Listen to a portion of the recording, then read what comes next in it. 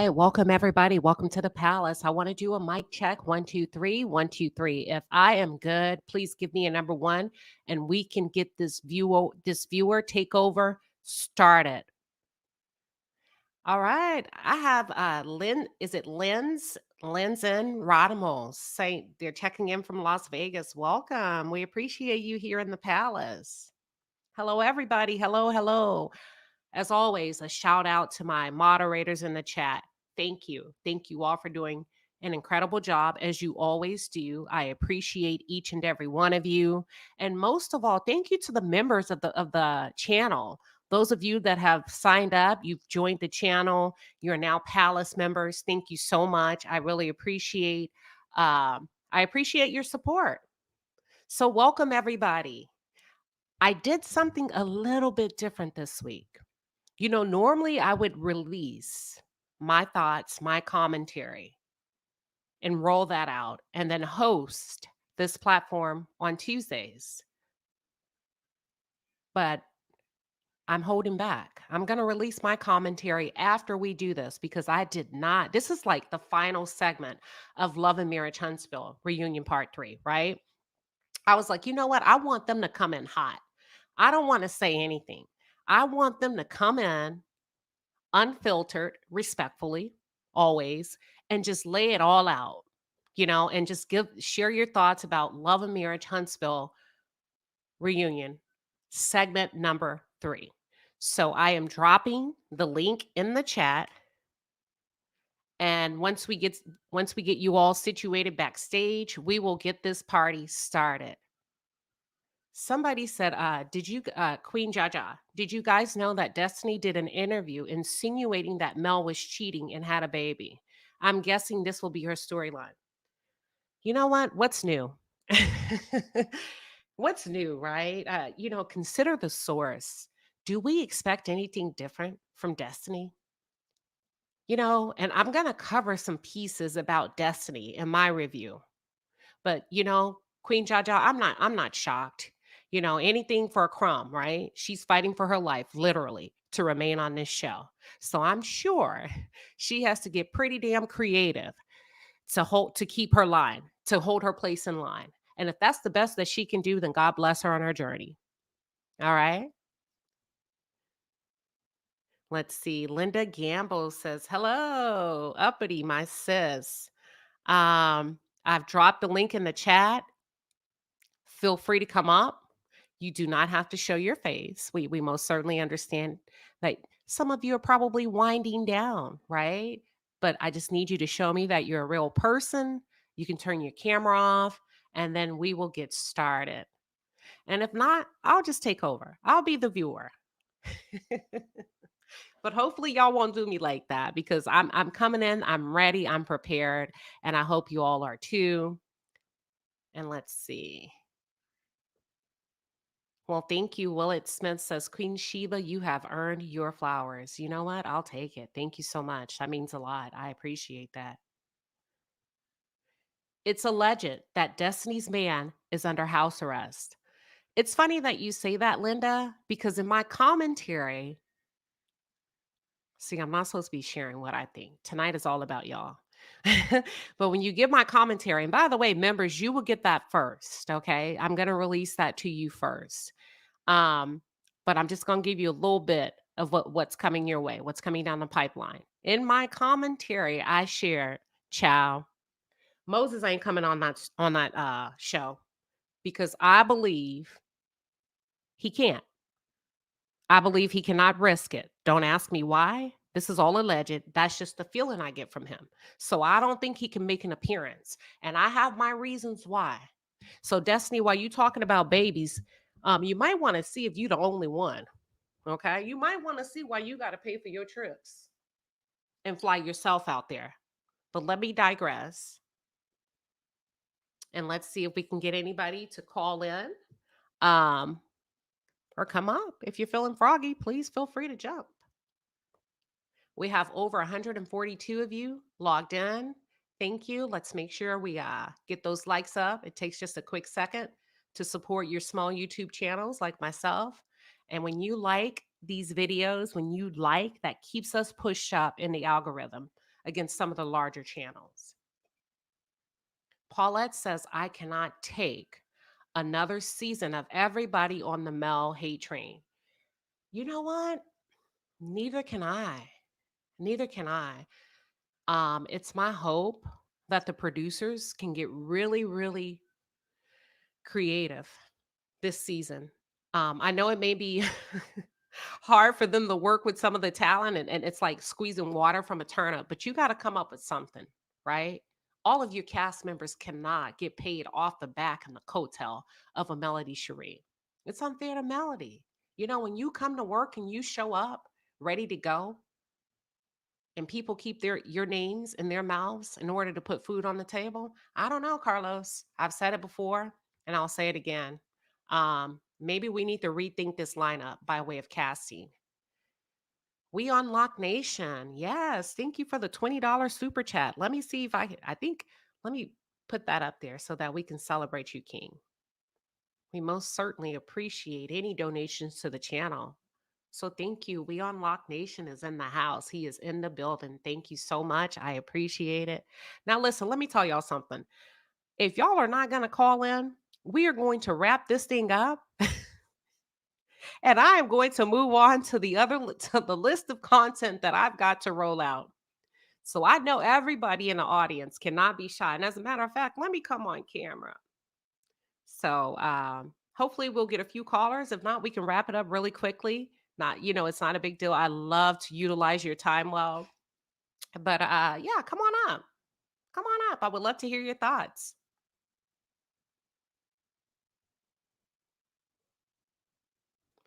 Lala says this show has become toxic, and I hope Mel keeps going strong. I think she will. I think she's proven that she's quite resilient.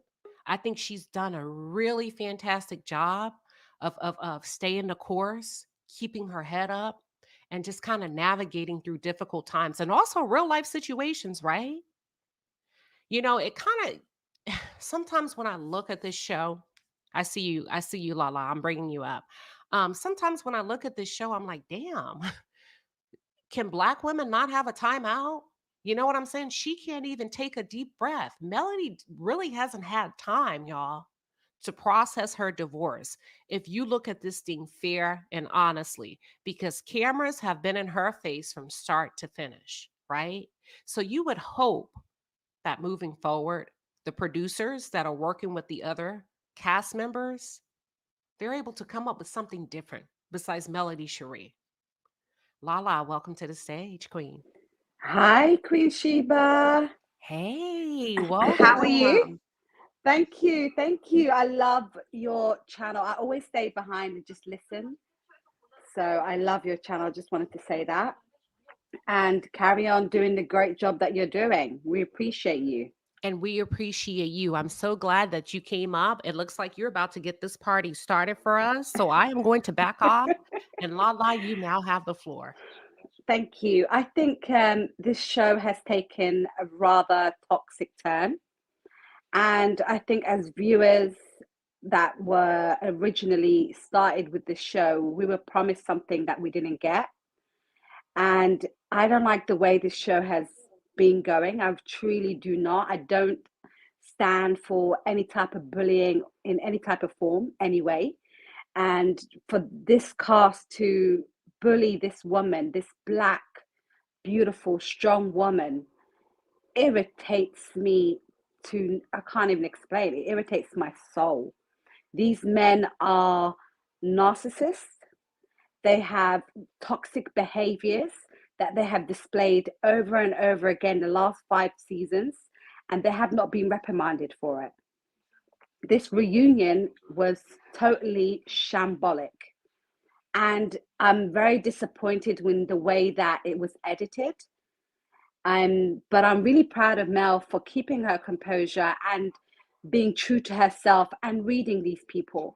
A lot of people said she's bitter because of her facial expressions, but to me, they're lucky they just got facial expressions and nothing else. Because after everything they have done to this woman, laughed in her face about her cheating husband, disrespected her mother, and came for her children, they're really lucky they just got, side-eyed. They're very lucky, because in this normal day and time, no one would get away with what they got away with. And I'm proud of who she is, and I'm proud the way she stood her ground and wasn't allowing them to take her somewhere they went to, because they looked like a bunch of Neanderthals. They just looked like a bunch of people that was hating on one woman. They had no facts. They had nothing to say. They've been talking about Mel for 5 seasons. When a married couple are in their bedroom talking about another woman, it says a lot about you and your dynamics of your relationship. What it doesn't say about Mel. So I'm over them. I'm over their ways. I think if they don't come with a new storyline that does not revolve around, Marceau cheating and Keisha playing the victim, it's a wrap for them. And I think they should go. They should not be on this show at all. They bring nothing. There's a lot of things that's happening behind the scenes in real life about their life that's not on the show. And that is not fair, considering Mel is giving her real life and they are using her name for clout and on the show as a storyline. So it's not fair. Like, talk about your lawsuits. Talk about the fact that left your wife and kids and went to Africa and for several weeks and claimed that Africa is not developed enough to have a phone signal, when we all know Africa is very developed and they have technologies that's only coming out now in the Europe and US that they've had for years. So it's just BS, to be honest with you. I think they need to move on, and they can't. And I'm proud of Mel for saying enough is enough, and she will never be friends with them. Sorry, she will never be friends with them, and her connections are closed. The door is closed. She's not going to help them. They need to help themselves. I agree with you. I agree with everything that you laid out today, for us. Let me ask you this. Why do you feel, and everybody in the back chat, I see you all. I see you, Kevin. I see you, Sharon. I see you, JT. Is it LT? Let me see. Michelle, I see everybody. So you're good to go. Hang in there. I'll bring you up soon. Let me ask you something, Lala. Why do you think Carlos King appears to be hesitant to present reality? When we talk reality of who the Scots truly are and what they have going on, why do you think he works so hard to protect them? I think I'll be honest with you, his background is a bit more ratchet. And when I mean ratchet, not because it's because it's black cast. No, I mean ratchet, and he likes the fights. He likes the arguments. He likes people, in each other's faces. And he came to this platform and this show with the same narrative. And that's why he likes the Scots, because they, like, Marceau said, they're from the other side of the tracks. Mm-hmm. They are very ghetto, very ratchet, very uneducated. And he likes that. He thinks that's going to get the numbers up. But what the initial people that watched that show did not sign up for that. And he's protecting them because I believe, this is my opinion, that he set them to do all of that. That's why he protects them. And I think he did an interview, correct me if I'm wrong, with Marceau and Tisha, and said, he promised them, like, advertise your products. I won't talk about the cheating, do more things. Like, he covers for them. Yeah. Because he enjoys the back and forth with Mel. He likes that. And on that stage, I saw a man that cried for a narcissistic, abusive man. But a previous season said his mistress was the whole meal and not a side dish to Yeah. the wife. So if that is not a narcissistic man, and I can't remember the word for him, but it's like he hates women. In my opinion, he comes off somebody that cannot stand a strong woman, somebody that does not stand for it. Because I know in the past he said to Mel came back on the show to keep it running, because he asked her, come back, like, work it out with your husband, sort it out. And she did that. he knows firsthand. He has all the clips that have not aired of what Martell has done to that woman. So he knows firsthand what he's done to her. Yeah. So for him to sit on that stage and disrespect and disregard her her feelings and make her look like someone that never tried hard enough. And I'm really tired this whole protect a black man thing that's going on. We are Hello. not, I'm not going to do that. Like, I am a black woman. I'm an East African black woman. Okay. I have black brothers. I was raised by a black father. I believe in protecting men, but you have to protect the right black men, not men that are raised to abuse and bully women, not men that think it's okay to challenge a woman in a derogatory terms Right. and you raise their voice at her. Not a woman that thinks it's okay. Like, if you have a wife standing there sitting next to you, Marceau had no right going back and forth with Mel. You should have Period. let your wife handle that, because this is a woman's business. Why are you involving yourself? Because I've noticed that men on those, the men on those casts, on that cast, have no energy for a man, none. But when it comes to a woman, they think it's their God-given right to speak to her any way they can, because they think they can control a woman. No, Melody is not Kimmy and she's not Tisha. So get that right first. And I'm Yes. tired of people saying protect. We're not protecting black men anymore, because statistics show more black women are killed by black men than anybody else. So we're not doing that no more. This is not the day where women keep quiet and suffer abuse in silence. No, I will not stand for that. And I don't think a lot of women will. And I think that's why Mel is winning. And that's why Mel has the support that she has, because Yes. a lot of women, she gave them the courage to walk away the way she did.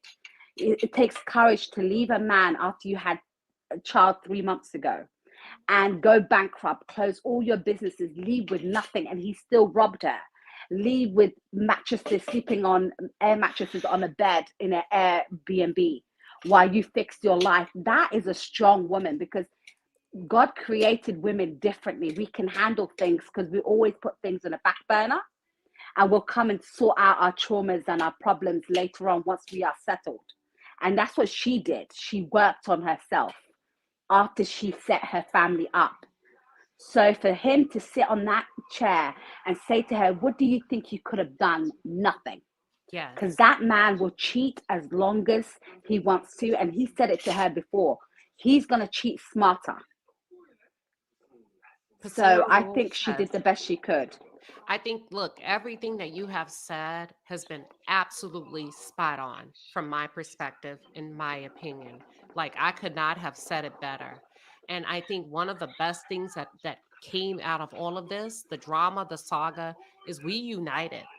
We really band together as viewers, and we united. We took a stand. We pushed back. We utilized our voices to say, hey, listen, you're a little bit out of line. So thank you so much, Lala, for coming up. I appreciate your thoughts. I appreciate your perspective. And welcome to the stage, Sharon. How are you tonight? I'm doing fine. How are you doing? I'm good. How are Good. you? Doing fine. Doing fine. Well, you Um, have the mic. Tell us what are your thoughts regarding Love and Marriage Huntsville, the third segment of the reunion. what I do realize watching other people who do the commentary, and what I did realize is that some Oh my people who God. Could y'all hear me? I've been on mute the entire time. no, we heard you. Oh, you could hear me? Yeah. Okay, okay, go ahead. I'm sorry. Okay. I I thought I was heard on you. mute. Okay, go ahead. Okay. What I did notice is different concrete content creators. Some of them I do watching and listening what they had to do and everything.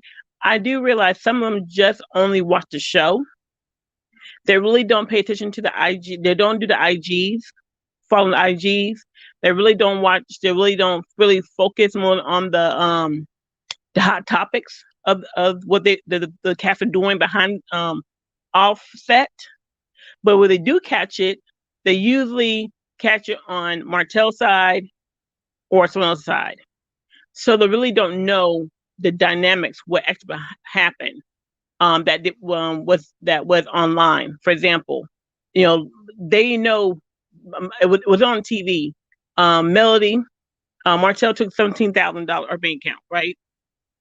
Took 17,000, and he claimed bankruptcy first, then she claimed bankruptcy second. So she actually starting. She is like she is actually surviving mode because financially they both agreed no child support. To do that, you agreed to the front of the judge that you had the original bill was 2 weeks on, 2 weeks off. And then he admitted on TV that he stayed away from the children. What he really mean was, I stay away from the kids and see how can she make it without me. And it's called I'm gonna put you between a rock and a hard space because I know you have all of these gigs coming up. Tell you what I'll do. Yeah. I'll disappear. I'm not available. Let me see you spread your wings and fly now. Yes. And if she had a regular, this was what the debate was. And I tell people, listen, if most of women have regular jobs, 8 to 5, all right, you agree 2 weeks on, 2 weeks off. She was a 3-month-old. Now she chose, and she said it. I left him, did not know anything about the baby. Didn't know anything about the baby. During divorce, she still did not know. It was his mother who told her. His mother. Yeah. And now this woman, if she had an 8 to 5 job, and this man claimed that he had 2 weeks on, 2 weeks off, a 3-month-old, who wants a 3-month-old? Daycare. Then she put one child in daycare. The other one child was still in preschool. Then you had 2 kids in elementary. So this woman she'd be barely making ends meet. And guess what happens? She might go back to him. That what most women would do. It's like, well, we can make it work. Let's go to marriage counseling. And that was someone would have done. And another thing I noticed was Marceau Marceau said, I'm not gonna bring I'm not gonna bring the cheating up on TV. And I think that he mean by that was his son couldn't hear it. However, Miss Wanda is in her house talking about his cheating in season 1 and season 2. Mm-hmm. You know, and I'm wondering why the production made Martell apologize to his son when his son might already heard it by his grandmother. You know, you have to make somebody the bad guy. Remember, yeah, it's their fault. We don't take account.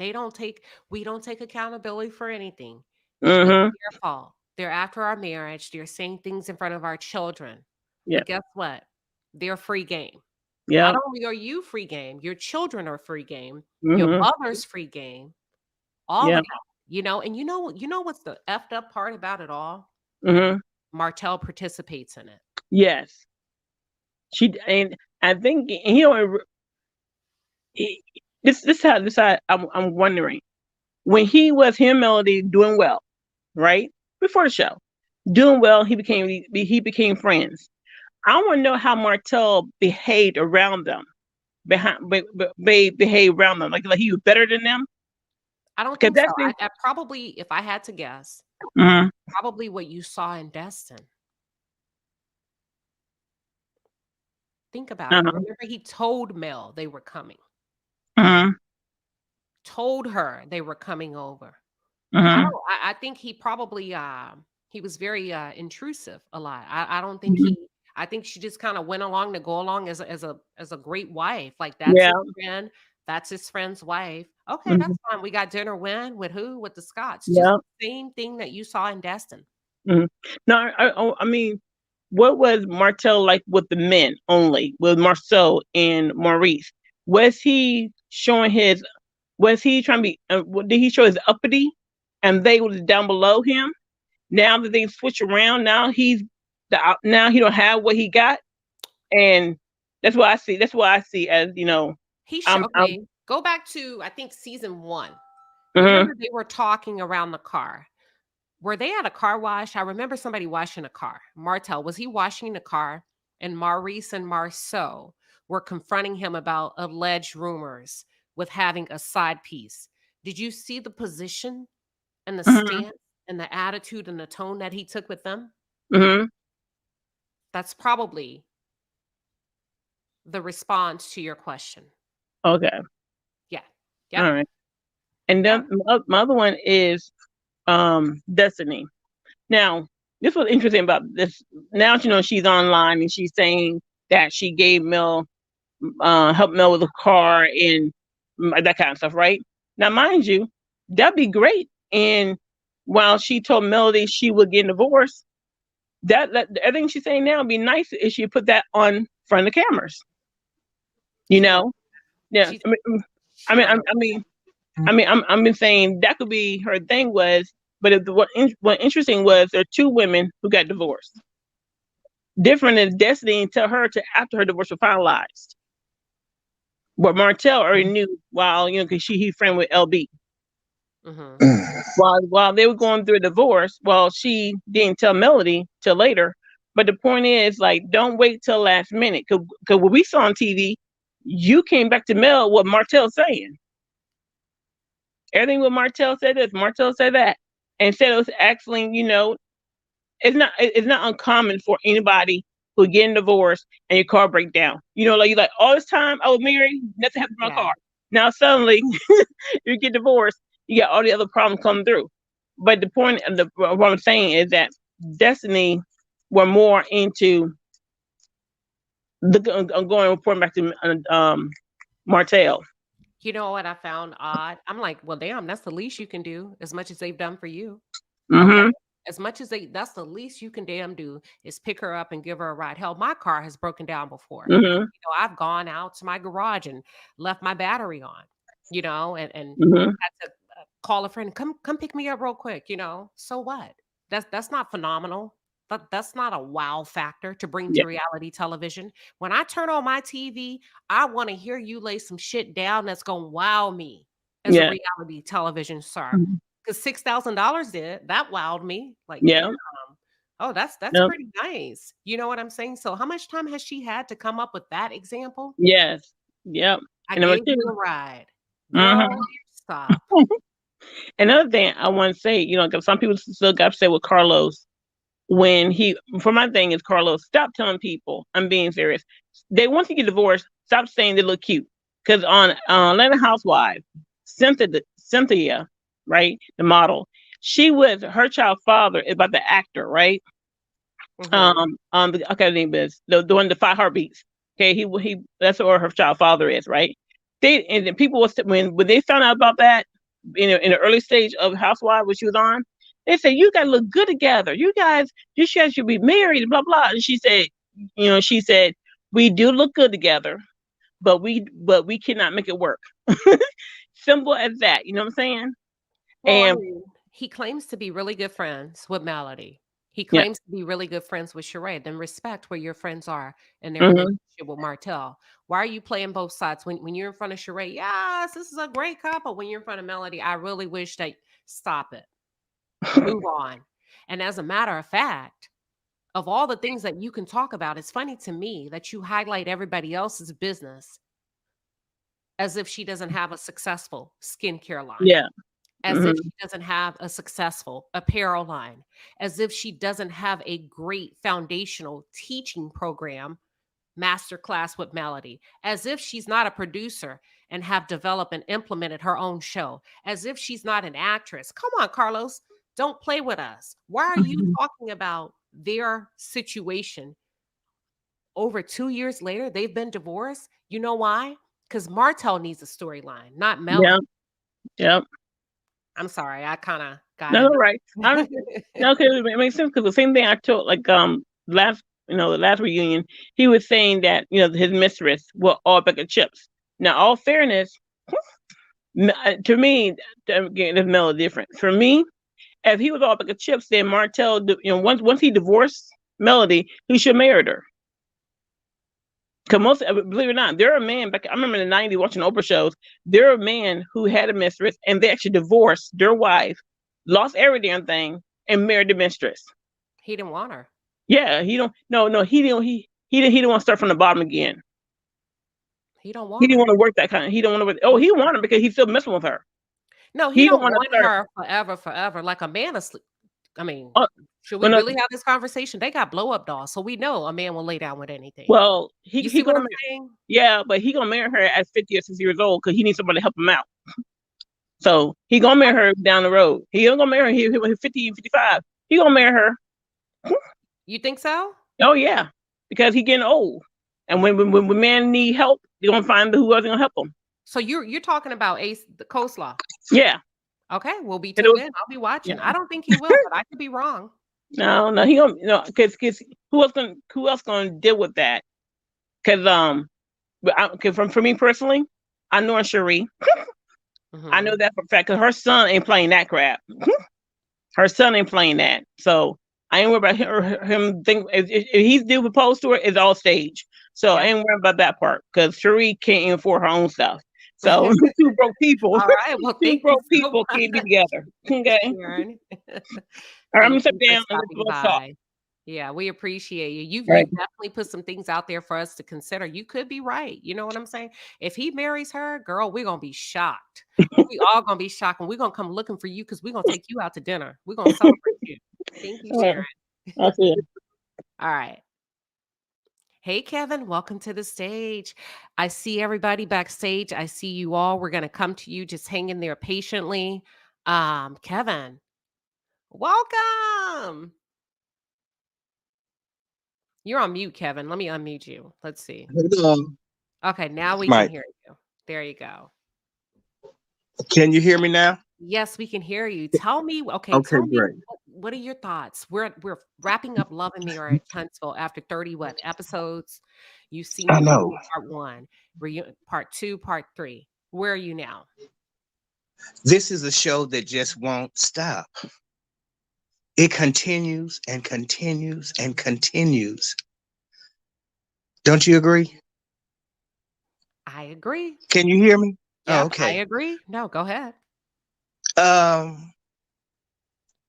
They won't give each other a break. The 3-part reunion, after looking at all 3 parts, it really was a fail because now you see all this stuff that's coming out after the reunion, which should have been covered during the reunion, which we should have saw before the reunion. This show just won't stop. And I heard you ask her a question regarding Carlos King. I wonder, is it really is his fault? You have so much going on behind the scenes, in the middle of the scenes, after the scenes, during the scenes.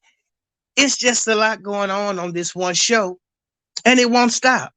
I couldn't imagine being a cast member of this show, and after they say cut, that you cannot go on with your ordinary everyday life to get ready for the next shooting, or however they say that. I'm not a star or nothing like that, so I don't know.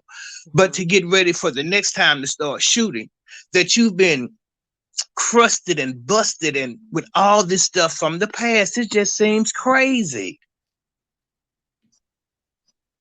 What do you think? Well, go ahead. I'm sorry. Is responsible? No, you're fine. Based on what you said, do you think Carlos is responsible for a lot of the drama that we're seeing? And if so, why? I'm not going to say that I think Carlos is responsible. Okay. I'm going to say that I think Carlos has the power to shed it on and to shed it off. I think Carlos may be a bit over his head when it comes to this particular cast. I think he's gotten some people that he thought would be right for this cast, and it may be a little bit too much for him, especially what I'm hearing and seeing and that's going on now. And eventually, I do feel Carlos is going to have to put his foot down and say, well, you know what, enough is enough. So that's how I feel about Carlos. Yeah, I mean, that's pretty good, Kevin. First of all, I like how you have the ability to be fair, right? And because I kind of threw out some bait, and you're like, no, I don't think necessarily. So I really appreciate that. Um, who do you think, if you had to name some names, who do you think he's over Hmm. his head with? Where it's like, damn, I've kind of gotten in over my head. Who would be the cast members? If you could call them out, call them out. Well, and I really don't want to, and I'm not, trust me, I'm not judging anybody. Mm-hmm. Okay, so that's not what it's about. Got It's a TV show, and it has viewers that watch constantly.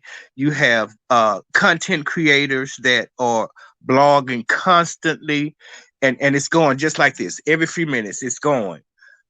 Miss Wanda, number one, you. Mm-hmm. she has to go. It's not even about her, and she's creating issues that has nothing to do with these people that are trying to work and take care of their children and focus on their lives. So she would be number one. She would have to go. Okay. Number two would be Destiny. She would have to go. She has no husband. She has no businesses. Um, and she's creating stuff from the past that they're trying to move forward. They're trying to move on to try to create something new. And she studied taking them back in the past. So she would have to go. Mm-hmm. Should I continue? Please do. You have our undivided attention. Okay. If I were producer, I also think I would get rid of, I already said Miss Wanda, Destiny. I think I would get rid of, I don't know if they call the Maurice Scott 2.0, but I think I Mhm. would get rid of Maurice and Kimmy. Opposed to And I would, opposed to Letitia and Marceau. I'm going to get to them. Oh, I'm okay. going Go to get to ahead. them. I'm Mm-hmm. going to get to Mm-hmm. them.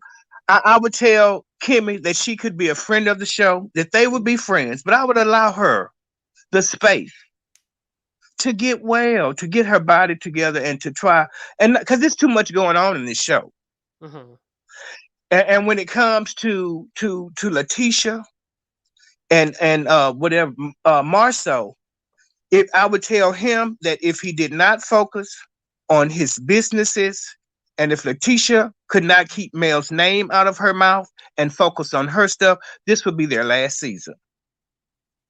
And I've had some change of heart about Stormy. Even though Okay. I know what Stormy is searching for, I would allow Stormy the opportunity to come on and be the best entrepreneur and the best hair product Black woman that she can be without being uh without trying to attack another woman in the process of her being who she is, if that makes sense to you. No, that makes sense. But before I let you go, let me ask you this. He has someone. He has Melody. He can do that with. She has a skincare line. Why not do that with Melody? Let me just say this in regards to Melody. Mm-hmm. Melody is gonna shine regardless. When she walks into a room, uh, she has what it takes. So you asked me who would I get rid of. You didn't ask me who would I stay. sure But did. but but Melody, even if she did not talk on her products, her businesses, or whatever, Melody has what it takes to be where she is. And we can't deny that. I mean, she just has it. And they should talk about her businesses, and I'm sure that they would, but they don't allow her to do that. But if he gave that opportunity to the others, he would equally have to do so for her. So that's why I didn't say Melody. You know, I cut for Mel, and We know you but do. she's in a class all by herself at this point.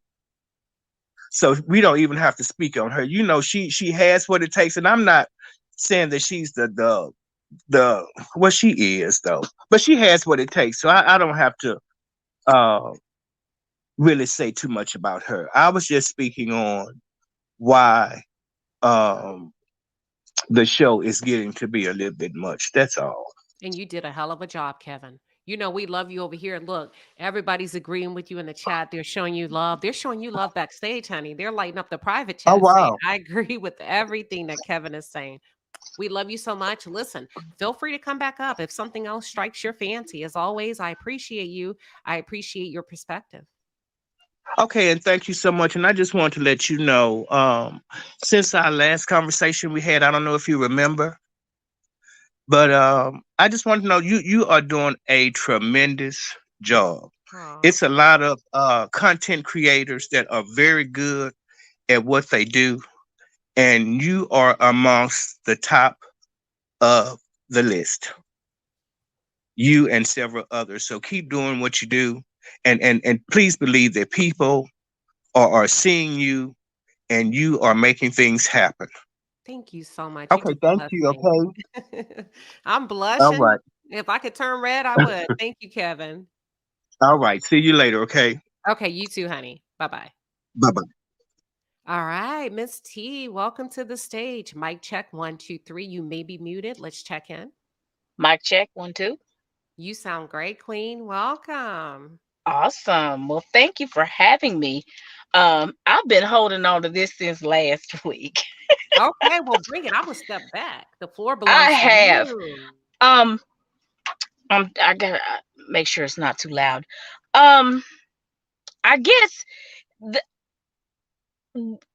when you talk about reaching back to the psychological and breaking everything down, um, I see how Carlos was trying to bait Martell into saying this, that, and this about how he still cares about Mel.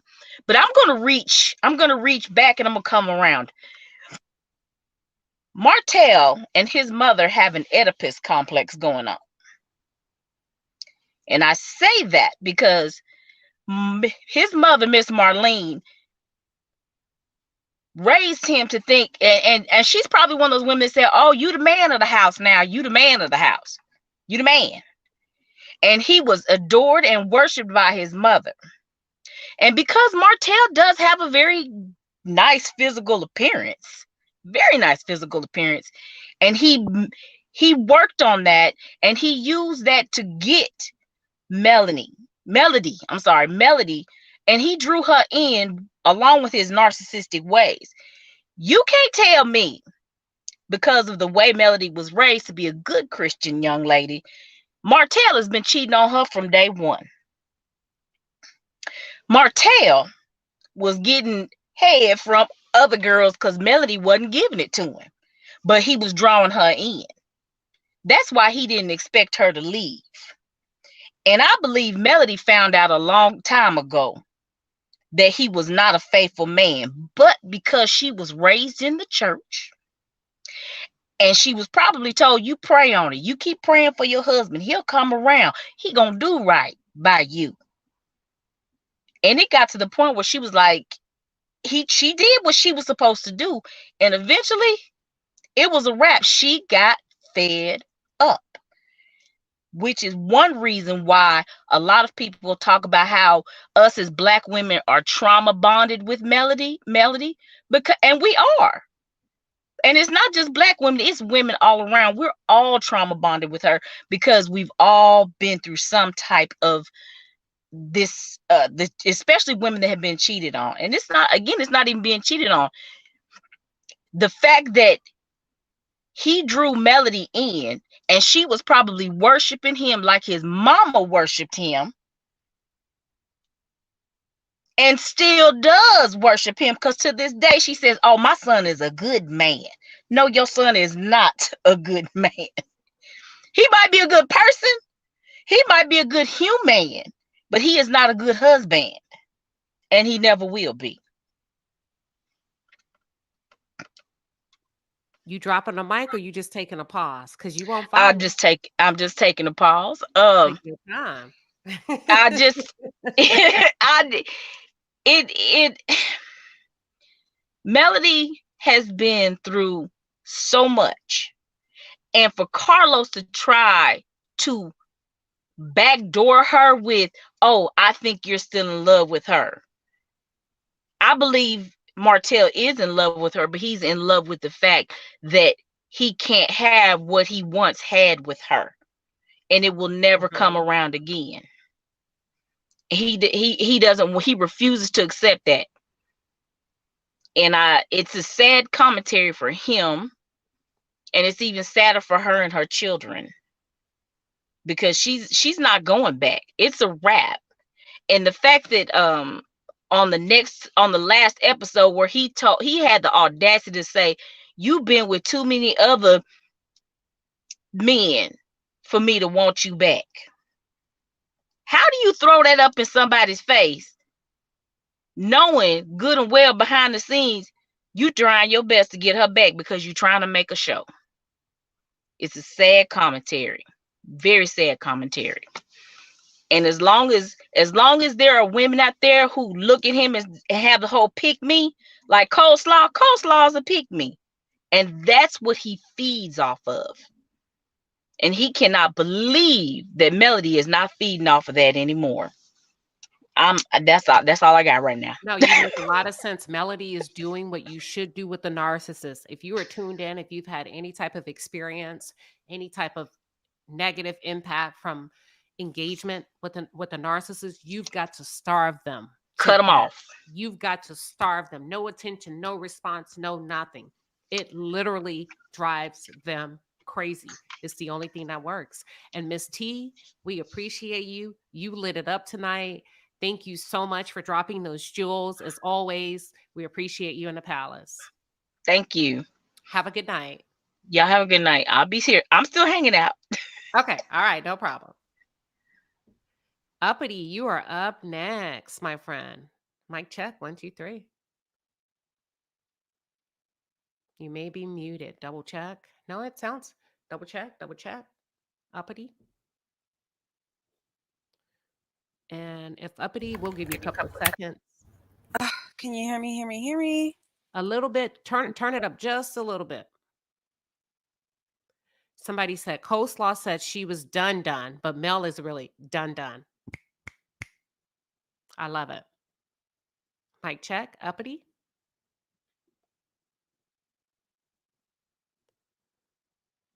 And that's okay, Uppity. I'll take you down. Can you hear me now? Yes, you sound great. Oh my gosh, I accidentally leaned over and hit mute, girl. That's all right. Welcome back. Thank you. Great. I'm You're so coming sorry. I have a list of things I kind of typed down while I was waiting backstage. Okay. But I just wanted to start off with just thanks, praise, gratitude to you for your platform, for your grace, for who you are. I really appreciate you and what you do. It's hard out here for a content creator. So from one content creator to another, I see you. Thank you. And I understand what that means. I received that. Thank you. Thank you. So this is a long list. All right. So, and you can interrupt me wherever. So look, I will. Because Anonymous is up next. So I will. I love me some Anonymous. I really do. So the first part I wanted to talk about the comment that Carlos made when he said, "You two were made for each other." I thought that was so toxic and so wrong and so mentally and spiritually abusive to say to a woman who just worked her way out of the fight of her life. I thought that was, even if he believes it, and he did say himself, "I'm going to get dragged for saying this." Well, yeah, you are, because you just don't do that. It's this "he's a good man, Savannah" type of thing. And I'll leave that right there. The best part of the final reunion was Mel's clapbacks, and Carlos stifled that. Mel understands the assignment, and she knows that this show needs viral moments and memes and GIFs, like the little Giffies. Mhm. And she was trying to give them, honey, with those "you and your ugly shoes, your dusty behind, you whoop, you whoop," But Carlos was so busy trying to cape and trying to save Martell, he Yeah. missed out on something that could have taken him to Real Housewives of Atlanta status, something that could have taken him to, like, we all know that saying. We all know the ghetto, the ghetto. Oh, girl, not a white refrigerator. Let's go find you a house, honey. Like, Mel was strategically, intelligently, gracefully trying to deliver the show to that level, and he ruined it because of his boo. I don't appreciate it. Um, Hold on, say that again because of his what? I'm being a jerk. I said he ruined it because of his boo, and Okay, I'm not keep here going. for it. Mm. So it was like this, right? When Mel or when Letitia said, "I think you are the true definition of the devil in sheep's clothing," like, right, it's a wolf, but okay. His reaction was, "Damn, Tisha," and everybody's like, "Oh, damn, Tisha," like, "Ooh," like it was dope or something. It was not. It was not. It fell flat. It It fell fell flat, flat. girl, like somebody singing out of tune, but okay. Let me tell you what landed harder. And they don't hold a man accountable for what she do. Does. That went harder than her whole diatribe about, oh, can you hear me? Yeah, yeah, keep Than going. her whole diatribe about, you a pretty girl on the outside, but you have a dark, like whatever, Tisha. So I noticed when Mel tried to do the same thing, literally Carlos stifled her and said, "Well, I don't want you two to insult each other. So what do you think about, like after this whole cry Martell thing?" And I'm just like, you let Tisha give her the devil, honey. You Yeah. let and Oh, Mel can't talk about some ugly shoes. oh, Mel yeah. can't talk about your dusty ass, but you let this woman give her that. No, Carlos, we see you. We see you. There's tears for Martell. Oh, this poor man lost his family, cheating on his wife and having babies and abortions outside the marriage. Oh, you poor man, Martell. You're still in love with Yeah, Mel. And hey, Sheree, are you getting a ring, girl? Like, okay. exactly. Okay, Carlos, I see you. I think you're crying for your show.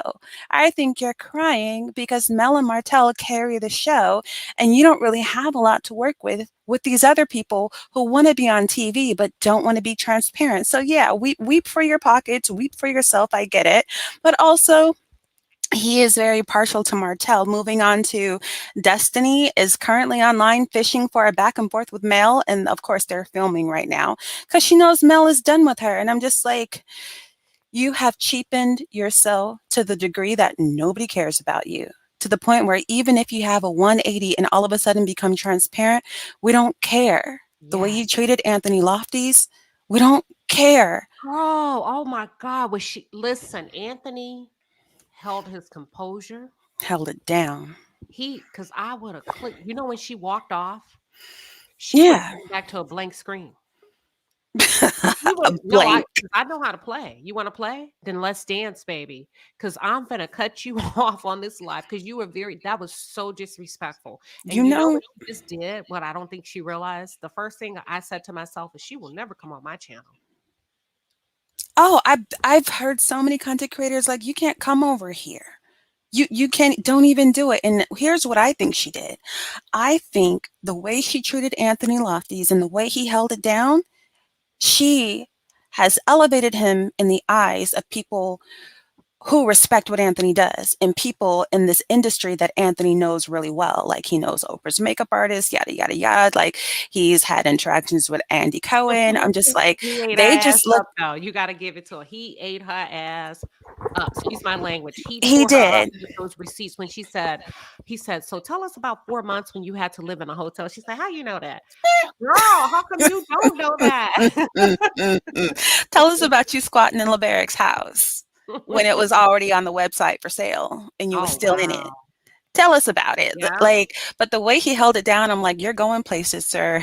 I see you. You're going places.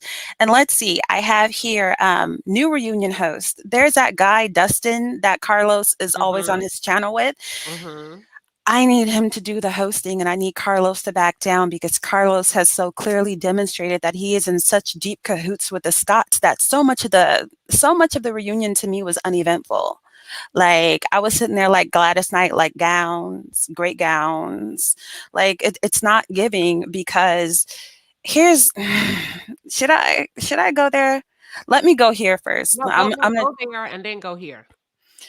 I forgot where I was going. Go there, wherever you're about to go. Why do and we're in the moment. I completely forgot, actually. I looked at the list, but I have it written down at the bottom, and I think that's why I said that. So Okay. Millimeters attacking Wanda, right? And Wanda being so scared for her life. I personally believe that Wanda is receiving threats, as we all do when we put ourselves out there as public figures. However, I don't think it's millimeters, and I don't think she's as scared as saying she is, because you had choppers for Mel, but you don't got none for a troll on YouTube. Get out of Mm, here. Good night. come Good on night, now. lady. So I wrote here, Carlos is in cahoots with the Scott. He pressed Mel hard. That's where I was going, girl. It's the next comment. All right. So Carlos is in cahoots with the Scotts. He pressed Mel hard on that embarrassing fellatio stuff. But when the Scotts dodge questions, he lets it be. Like, he will ask the hard questions that we all want to know. But when they dance around it, he says, okay. And then he moves on. But when Mel couldn't remember what happened, he's like, it's pretty hard not to remember whether or not, like, he slowed it down. And he stayed there, and he was like marinating in the moment.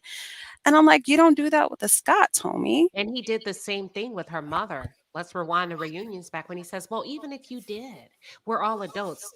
If she told you she didn't, drop it. Move Period. on. Move on. Point blank." I So I just that made me mad all over again, just like reliving that really quickly with you. I have here Destiny doubling down on her attitudinal behavior, but I kind of feel like I already covered that. Um, Destiny is officially like a throwaway, and I hate to say that because she went through the foster care system and has been through a lot of things in her life. But I'm like, Destiny, everybody has. yeah, Everybody's been hurt. Everybody, behind every pair of eyes, there's a story, and you don't get to be an ass because you suffered from something. But okay, girl. Moving on. I think more Jalen on the show. I need to see more of Jalen reacting to Kimmy's transformation into light skinned Tisha, because I know that that's not the mom he grew up with. Kimmy, to me, moved me because I felt like she was such an embodiment of Delta Sigma Theta Sorority Incorporated. Just sexy, intelligent, communicates better than you, stronger than you, bolder, braver than you. Like, Mel gives true AKA, like she was crying when she gave her vows. And hmm so does Kimmy when it comes to DST. But and now I'm a Delta, by the way. I know, and I just Okay, be, I, yes. oh God, I kind of favor deltas, so I pay attention, girl. I love my Black Greeks. I'm not Greek, but I love them. Um, I'm an Omega Pearl, so maybe that's why I favor the deltas. Anyhow, Kimmy inspired me so much, and half the time during the beginning when Mel was on the screen, I'm like, "Girl, move! I'm trying to see Kimmy." But now it's like, "Okay, light skin teacher, we see you." This is not the Oh same woman lordy. that we got to know. This is not the character. Remember when Jalen was like, "I've only ever seen my mom cry twice, once with, whatever situation with Maurice, and now with this." And I'm just like, I know Jalen is saying something more than what he's saying. Like, y'all are breaking my mom down. Like, God dang, she had to buy the house with her name on it for you. She had to let Kiowa, you want to buy them a house and move them Yeah. wherever and all this stuff with a grown husband. And she has to let that happen. And she didn't want to raise a kid. And now she has to raise Monster because you're going to put it all off on her. And dang, and this again and again. And I'm just like, you changed Kimmy's life and the goals that she set for herself. And I know that Kimmy, the Scott family, gave it to her when she got into it with Tisha, a season or two ago, when she got into it with her. And it's like, oh, you favor Mel. And here's my deal. I I think think the only, Maurice did a little reverse psychology on her by way of, "I'm your husband, we're your family." Just, there's some work as spouses. There's some yes, select language and emotional manipulation that you can use allegedly. I don't all know if Maurice facts. did that or not, but from the outside looking in, it broke my heart when I saw Kimmy rocking back and forth in that rocking chair with those tears coming down her face because she knew in her Oh my heart, as a God. woman, you playing with me. Oh my You're God. disrespecting me. You're making decisions in this marriage as if I don't matter. Right? When he told her, he Right. basically told her what was going to happen. And at Didn't that ask. moment, in that moment, I really feel like she felt like this is not a partnership. This doesn't feel very healthy. But go It's ahead. slavery. It's not a partnership. She's his genie. She's in a lamp. He rubs the lamp. She comes out with the cuffs on her arm, symbolizing her not being free. And she just makes his life happen. Let me put you through law school. Let me make you a homeowner. Let me quit my gosh dang job to make you an entrepreneur. Yeah. Let me raise your child after I was totally done raising my child. Yeah. I feel for Kimmy. And I also feel, and this is a nasty thing to say, it's a nasty thing to say. I feel like Maurice used her cancer as a shield from being transparent, almost like a relief. Like, man, now nobody's going to focus on me, and now I can use this to try to get everybody back together after jumping on Mel, and we're all going to cry and have these tears for Kimmy's cancer, and almost like a relief, like immunity at, like, what's that show He called, did Survivor? receive immunity because there was bigger fish to fry. You don't want to bring drama to that couple based on the sensitivity of the situation, if that makes Facts. any sense. It makes perfect sense. Yeah. I was also going to say, let's see, I have Marceau snapping when Mel said never and dodging accountability. I think it was a brown skinned girl who made this collage, this mashup of every time Mel has apologized to Letitia. And it was masterfully done. It was like bloop in your face. Like, what do you mean she's not accountable? And I'm just like, all this coming from the man who can't be honest about whether he's faithful or not. All this about the man who has to talk to his wife in circles and hectagons and octagons and never in a straight line to his Well, he had spouse. to, because what happened is the viewers are so freaking savvy. Y'all are on it. One thing about y'all, that's my dog coming in. They know how to open doors, by the way, y'all. Mm. The viewers are so savvy that we picked up on the attraction. So he has to redeem himself, right? So that there's no attraction. I'm here for my wife. There's no way today on this reunion that anybody will be able to say that I, Marceau Scott, am attracted to Melody. And not only that, I'm going to challenge her. I'm going to throw everything she's done out there and charge her with not being accountable. And hopefully the attraction that y'all see will fade away into blackness, into darkness. It's like, okay, so I say never and you push me and say I'm not accountable. It's like, okay, well, now am I going to retract my never, Negro? No. Like, Right. what did you do that dance for? Never is never, and I meant it. What else do I have here? I have the way Tiffany pushed away Hey, Uppity, Marceau's if you hand. can save it, I want you to come back. For If you sure. Okay, I want to rotate just really quickly. We got a long line in the back. Of course, I love you. Don't go anywhere. Save it. I want you to come back. Okay. And we're going to bring up Anonymous. Yes. All right, Hello. Anonymous, welcome to the stage, my friend. Hi, Uppity. You said it with the genie in the bottle for Kimmy. Perfect analogy. Yes. With the Was she not cuffs. Perfect awesome? analogy. Perfect analogy.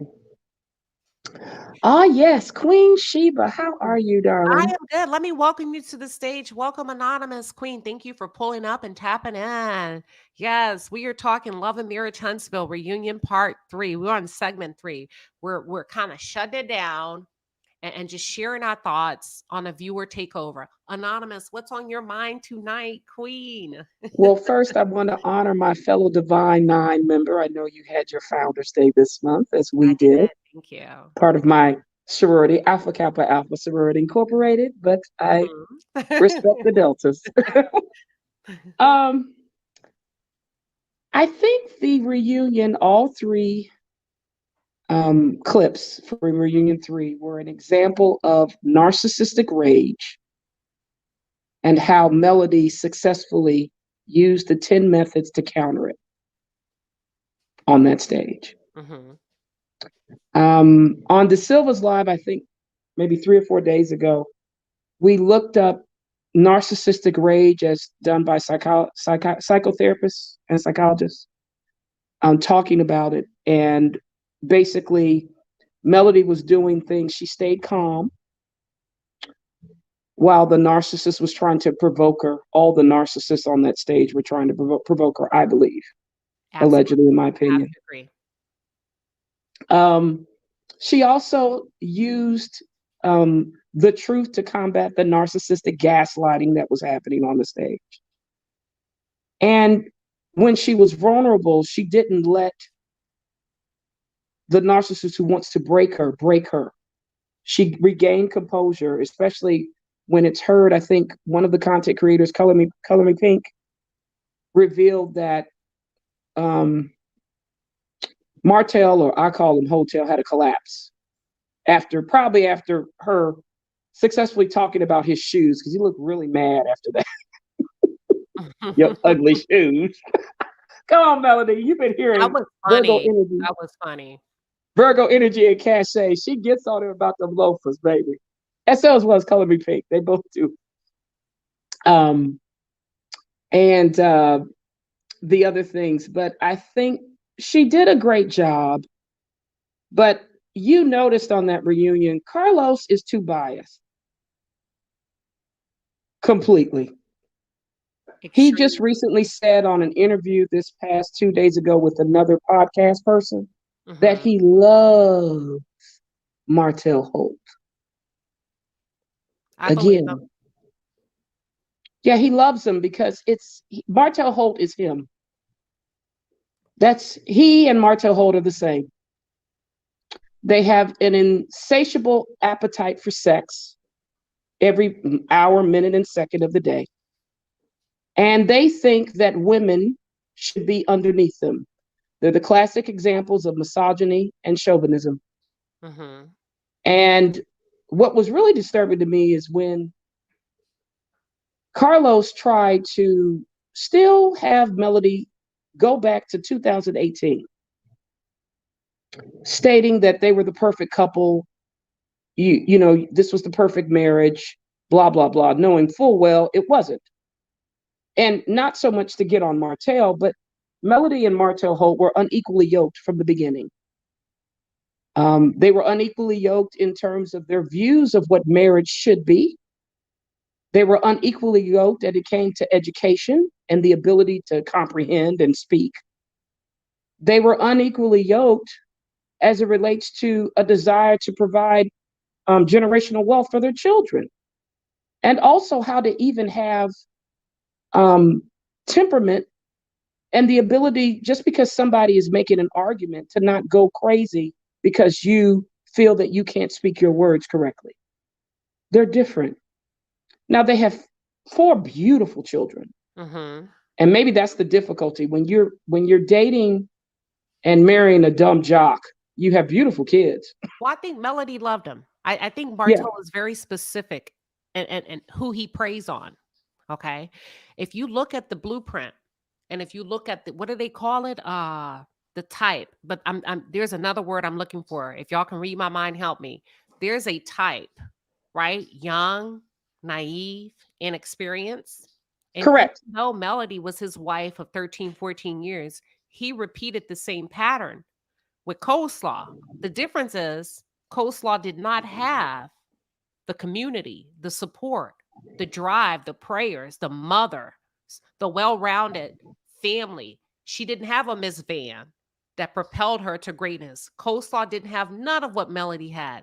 So on the outside looking in, Martell was just repeating, right? What he's done from day one. Inexperience, but keep going. Yeah, he was doing what we call the narcissistic abuse cycle. Melody admitted she didn't know what love bombing was.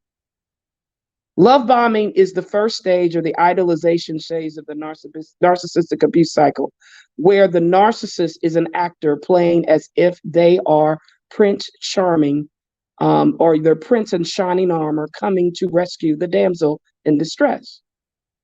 But it's an act. She even admitted after her first, I think it's season 3, Melody admitted that Martell, when they had their first anniversary, she had to leave because he decided to show that he was a werewolf and attacked her and was verbally abusive. But what happens is when they do this narcissistic abuse cycle, they'll will do the idolization. Then the second part is the gaslighting or the dehumanization. And then finally, they'll try to discard you. But they repeat each step over and over again because the goal is to get you in control. Perfect example, Kimmy. Maurice has successfully done the narcissistic abuse cycle on Kimmy. She is not who she was originally when she first came in. And a lot of that is because she lost her independence by leaving her nursing job. If she would have kept it, or at least part-time, I think you would have seen her be able to break away like Melody was with Martell. You have to keep your independence because you have to escape the control of the narcissist who wants to have you codependent. That's Well, the and thing. that's the assumption that everybody walks into a relationship understanding that they are with the narcissist. Correct. And that's We're what I mean. yes, We don't okay, know.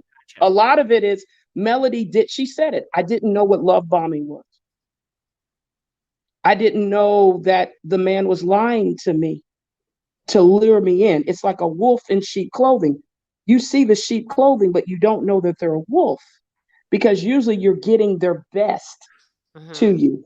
That's why the studies, and I'm just saying, if you look at the studies, and one of these days I'll send you the link, like in private chat, the study states that for the empath, let's say Melody's an empath, she's not really a narcissist. She's more And true all to of her this is word. allegedly, you guys, Yeah, you have to put allegedly. that I'm yeah, sorry. yeah, She thank you. put it at the bottom. You should put anonymous in quotes. um, um, she actually, how would you put it? They tell you with a narcissist that you should wait. If they want to get married real quickly, that's usually the signs of a narcissist. That's why I think, what's her name? Vanessa, her mother wanted Melody to wait because I think they got married like in 9 months or something. Well, she wanted her to wait. Let's back up a little bit. Listen, I think it's very inappropriate, right? I would have never thought about it. When somebody take a big day and capitalize on it, you already have a crowd showing up for you, right? Yeah. When you're graduating. Guess what? They don't have to do any work. They don't have to do any planning. I'm just gonna show up. I'm gonna crash your party. I'm gonna take all of the attention off of your accomplishments, and I'm gonna ask you to marry me. Number one, because I'm lazy. So I think when her mother kind of encouraged her not to. I think she wanted her daughter to experience the world. To experience the world. And also, I think Vanessa knew that Melody was a great catch and wolves would come in to devour. And that's the thing. See, Martell is at least maybe 6 years older than Melody, right? I think he's 4 or 6 years older. And usually, older men will try to get younger women because they're naive, they don't know the game, they don't understand the tricks of the narcissistic abuse cycle. The reason why they can't play with people who are older is because they've been around the block, they know the game. They're like, man, I know what you're talking about. Forget that. You just kind of know that it's game versus it's truly what they intend. And like I said, she Well, just Arion didn't. said it. Arion Yeah. said that Martell ran a circle around her. But keep going. Yeah, but it's because if you look at Arion, or I call her the peasant, the type, there's some probably deficiencies. Like I think Uppity said it best, or there was another caller before Uppity that talked about the Oedipus complex, as well as the Electra complex for women searching for fathers. If you look at the peasants or Aaron Curry's background. Hold on. Let's pause because I have somebody that's threatening to report this live because we're using medical terms and diagnosis. So I think I have a banner that says all of this is alleged. You Now, do? Stephanie, hold on. Stephanie, Okay. would you like to come up and express your frustration? Because we have an open line, okay? Because what I don't want you to do is because you disagree with something when we're saying alleged, is to try to sabotage what I've worked hard for. Now, if you would like to come up and express why this is important to you and why this frustrates you, then let's have that conversation. But what I will not allow is for anybody to threaten me when I've taken precaution to say alleged, alleged, alleged. Go ahead, Anonymous. And let's not, and if you have thoughts, anyone else that's coming up, because we have people, You see, you have a lot of people that come not because they want to see you do well, y'all. Let me come on camera. There's a lot of people in the crowd. And Stephanie, I don't know you personally. And maybe this is your first time on my channel, but I don't know if you understand what alleged is. Alleged is alleged. Okay. But that's not a reason to tear down. There's a lot of shit I don't agree with on content creators' channels, but I'm not going to knock the work of a content creator because you can log off, Queen, and report it. If that's on your heart, report it. But I guarantee you, nothing's going to happen because I've done my due diligence of protecting my page, protecting the thoughts of the viewers by saying alleged. But I'll drop the link in the chat. Hold on. Give me a second. Now, when you come up, viewers, because we have people like that in the audience, you need to say alleged, okay? This is my page. I got to protect my platform because there's a lot of wolves that sit in the audience that's waiting to devour anything that you say wrong. So when you come up, cover yourself. Say alleged. Yeah. All right. Just to let everyone know, Anonymous, I do have a legal background. This is alleged, and in my opinion, and I'm also exercising the First Amendment right to free speech on issues, maybe personal observations that I've made. So to let the lady know, we're not diagnosing anyone. Correct. Oh, no, not diagnosing. This is just viewers sharing their opinion, but we're not going to lose sight of what we got going on. Please proceed. Correct. And also, like I say, this is just our observations of behavior. That's all. My opinion, allegedly, I think the peasant was attracted to Martell because she's seeking fulfillment of the Electra complex, a father figure. Okay. Just like the lady before Uppity came up and said that she thinks, in her opinion, allegedly, that Martell is seeking to find a wife or a spouse that is like his mother. That it's there. There's a great article called An Unresolved Oedipus Complex in Adulthood that I shared on the Silva's panel that really talked about those issues. And those are behavioral things. It's not personal. It's just you're asking, well, why is there conflict? Why does the person have difficulty with the opposite sex in new relationships? It's something to do with their childhood. It's something to do with the abandonment that maybe their parents or people that were close to them had. And they'll take it out on other people. And Queen Sheba, that's why I want to thank you for even stopping that troll or whoever. People don't she's realize. Here. Hold on. Let's let her speak. Hold your thoughts. Stephanie, Okay. I see you. You feel I see you. I see you're a real person. I'm going to bring you up. If everybody in the back chat, everybody that's backstage, if you can just hold on. I want to bring Stephanie up. Stephanie, you don't have to keep your camera on. I see you're a real person. Feel free to turn it off, okay? Give me a thumbs up. Let me know you hear me, see me, and I'll bring you up. Anonymous, I got this. Stephanie, welcome. Mic check, 1, 2, 3. Stephanie, you are now live.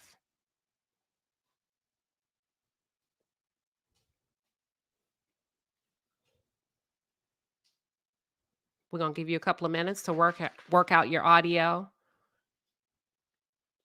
Stephanie, mic check, 1, 2, 3. Because I want to be fair. We'll give it a couple of more seconds. Stephanie, mic check, 1, 2, 3.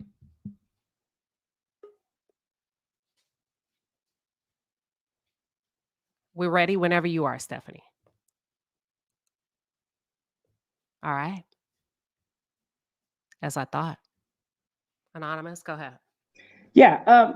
So, and I'm glad you point that up, Queen Sheba, and I love the fact that you protected your platform. I have to. I work too hard. Exactly. And more importantly, have you noticed the reason why they're trying to attack you? It's a divide and conquer strategy. We're reaching the people that need to hear this. She's been, ever since you started talking, she didn't appreciate it. She was very vocal, and that's fine. And that's why I asked you to say alleged, which you did. And I appreciate that, right? I appreciate that. What I don't appreciate are threats, right? Correct. Yeah, go ahead. I'm sorry. Because you have a First Amendment right to the opinions and views. We're giving behavior.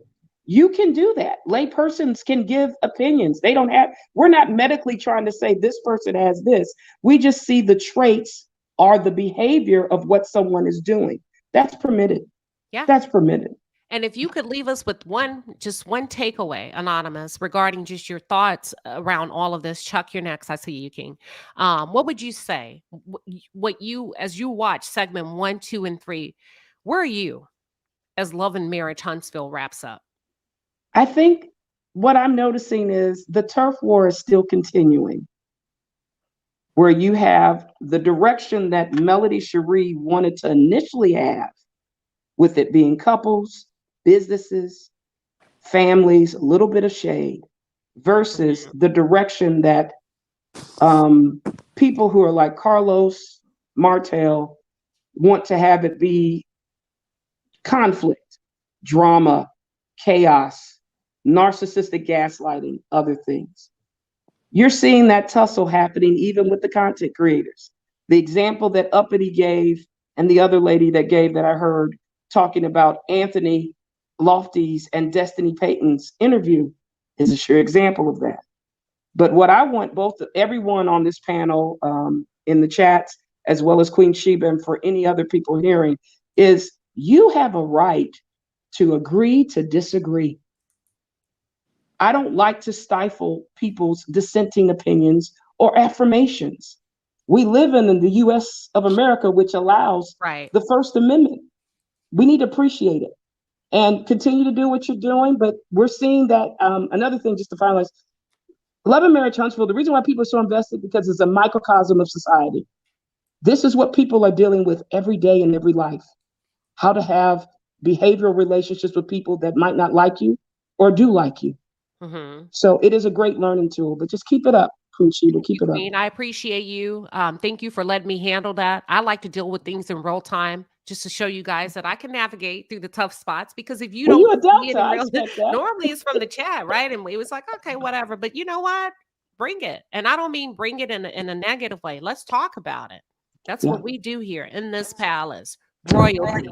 So thank you so much, Queen, for joining us tonight. Thank you. Be blessed, love. Okay. All right. Welcome, Chuck. You are up next. Oh, thank you. Can you hear me? Turn it up just a little bit. Mic check 1, 2, 3. Can you hear me now? Oh, yeah. Yeah. The floor. But first of all, welcome. Thank you. Thank you. No, we had a little woo. But I got a little passionate about my channel because I work my butt off. But welcome to the stage. Tell us what your thoughts are regarding Love and Marriage Huntsville reunion part 3, or reunion, just whatever segment, whatever stands out to you that you would like to share. Well, to be completely honest, I am almost sick of the show.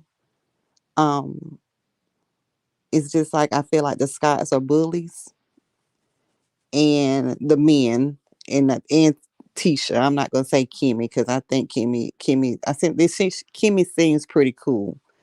But also, what I wanted to say was during the reunion when they was talking about the phone tapping, or the whatever they was talking about with the phone, and how Carlos King skipped over the fact that Martell said, well, when my phone rings, it will go to males. But I'm like, how is that still happening and y'all are divorced? Why would your phone ring to Melody's phone? Because he cracked her, because it's supposed to be when her phone rings, it comes to mind. If she would have really hacked your phone. Yeah. Yeah, go ahead. Keep going. So I'm just like, but Carlos skipped over. He just act like it was not said. That reunion was so chopped up. The editing was awful, in my opinion. Horrible. I hated it. And I'm just like, I am so sick of this show. I do agree with the man that came up earlier, Kevin. And yes, when he said that they need to get rid of some people, and they do. They need to get rid of Destiny. Destiny is trouble. And she's jealous-hearted. She's hateful. And she doesn't belong on that show at all. I don't think she belongs on TV. No, she doesn't. They need to get rid of the Sky so-called 1.0. Tisha can't handle it. They are liars, and it's not alleged. This is true. They are liars. And for anyone to sit up and think that the way that not Marceau treats that woman and the way that he talks to her and plays game is okay, then it just amazes me that any woman would take up for the way that he does her. He treats her so bad. Yeah. And also I wanted to say that oh my goodness, I lost my train of thought. People, please stop telling. And Carlos King, if you ever hear this, do not tell Melody and Martell that they look good together. That man dogged that woman out. And for Yeah. any woman to sit up, I'm married. I've been married I'm 44, but be 45 next year. I've been married. I will be married 6 years in September. And my husband couldn't treat me the way that Martell treated Melody. Melody did what she was supposed to do and she left that marriage. She gave that man chance after chance after chance. She covered him over and over and over again. And all he did was dog her. And when he couldn't Absolutely. dog her no more, he let his friends dog her. She said it when he came to her house and she wouldn't let him in. When he told Coleslaw about her business that he shouldn't have told her, she told him, "You never protected me." And she is right. He has never covered that woman.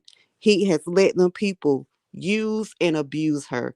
So any woman who thinks that Melody and Martell are going to get back together, she is never going back to that man, ever.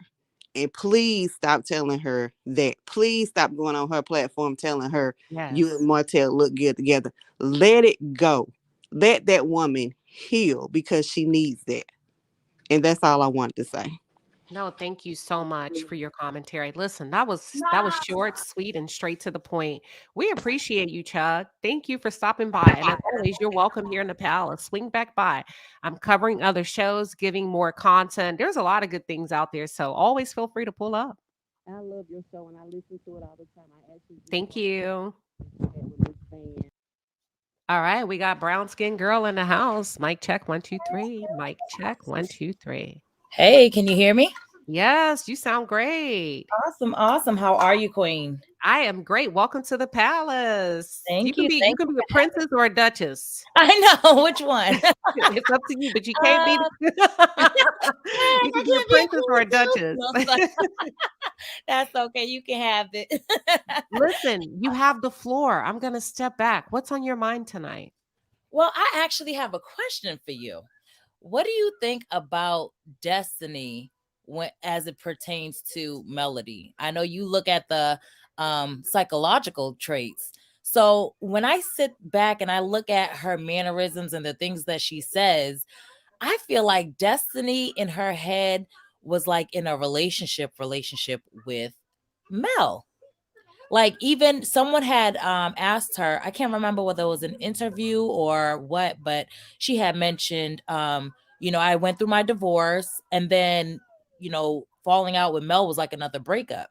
Mm-hmm. And then when you see them sit together, she's like, "You love me, don't you?" Which I felt like was, in my opinion, like a, a manly thing to do, because I feel like she was trying to force her into the nostalgia. The same thing Martell does when Martell pulled out the pictures when they were in Destin. That was her way of being like, we had some good times. And she kept Right. saying that. And then just like a lot of the things she was saying, and how now when it's like, now that she knows there's no reconciliation coming on, it's, oh, and she's this and she's that, she been with this many people, and she, the same thing that men tend to do to their women when they break up. So Yeah. it was just crazy to me. What do you think about that? What do Well, you I think in the words of Maya Angelou, when people tell you or show you who they are, believe them. Mhm. Destiny has told us she has big D energy. Yes, and that was another one. Yes, sure enough. I believe her. Mm-hmm. So I feel like it's ironic that you say that was very masculine. She told you who she was, Yes, right? I yes, believe people when they tell me who they are. I who they believe are. people when I see them on the screen. Now, when Mm-hmm. we think about Letitia and Destiny, and if we take a look at the psychological and the behavioral traits, report that, okay? Which report that. When we Report take that. a look at the psychological and the behavioral traits, and we think about their experiences or Mhm. lack thereof, both of them, Mhm. that they've had with their mothers Mm. as a result of unhealed trauma.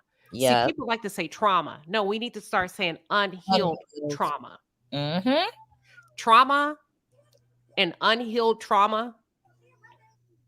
No, unhealed trauma and healed trauma looks completely different. Okay. Yes. Somebody that's gone through therapy, somebody that's worked through that stuff, they look completely different. Hence, Absolutely. the reason you see the differentiation between Martell and Melody on the other side of this divorce.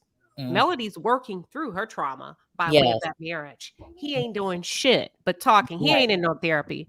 I Right. don't believe that. I don't either. And he Me needs to neither. be. He needs to be. He's out of all the people he needs to be. I think Anonymous just mentioned that they said that there was like a blow up, and he has to learn how to manage his anger, his just his mannerisms altogether. He has to realize him and Mel are finished, like they're done.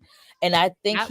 he in his mind thinks that there's still something to hold on to, even though there isn't. Mel has made it abundantly clear. And whenever I feel like she makes it more clear, he loses it.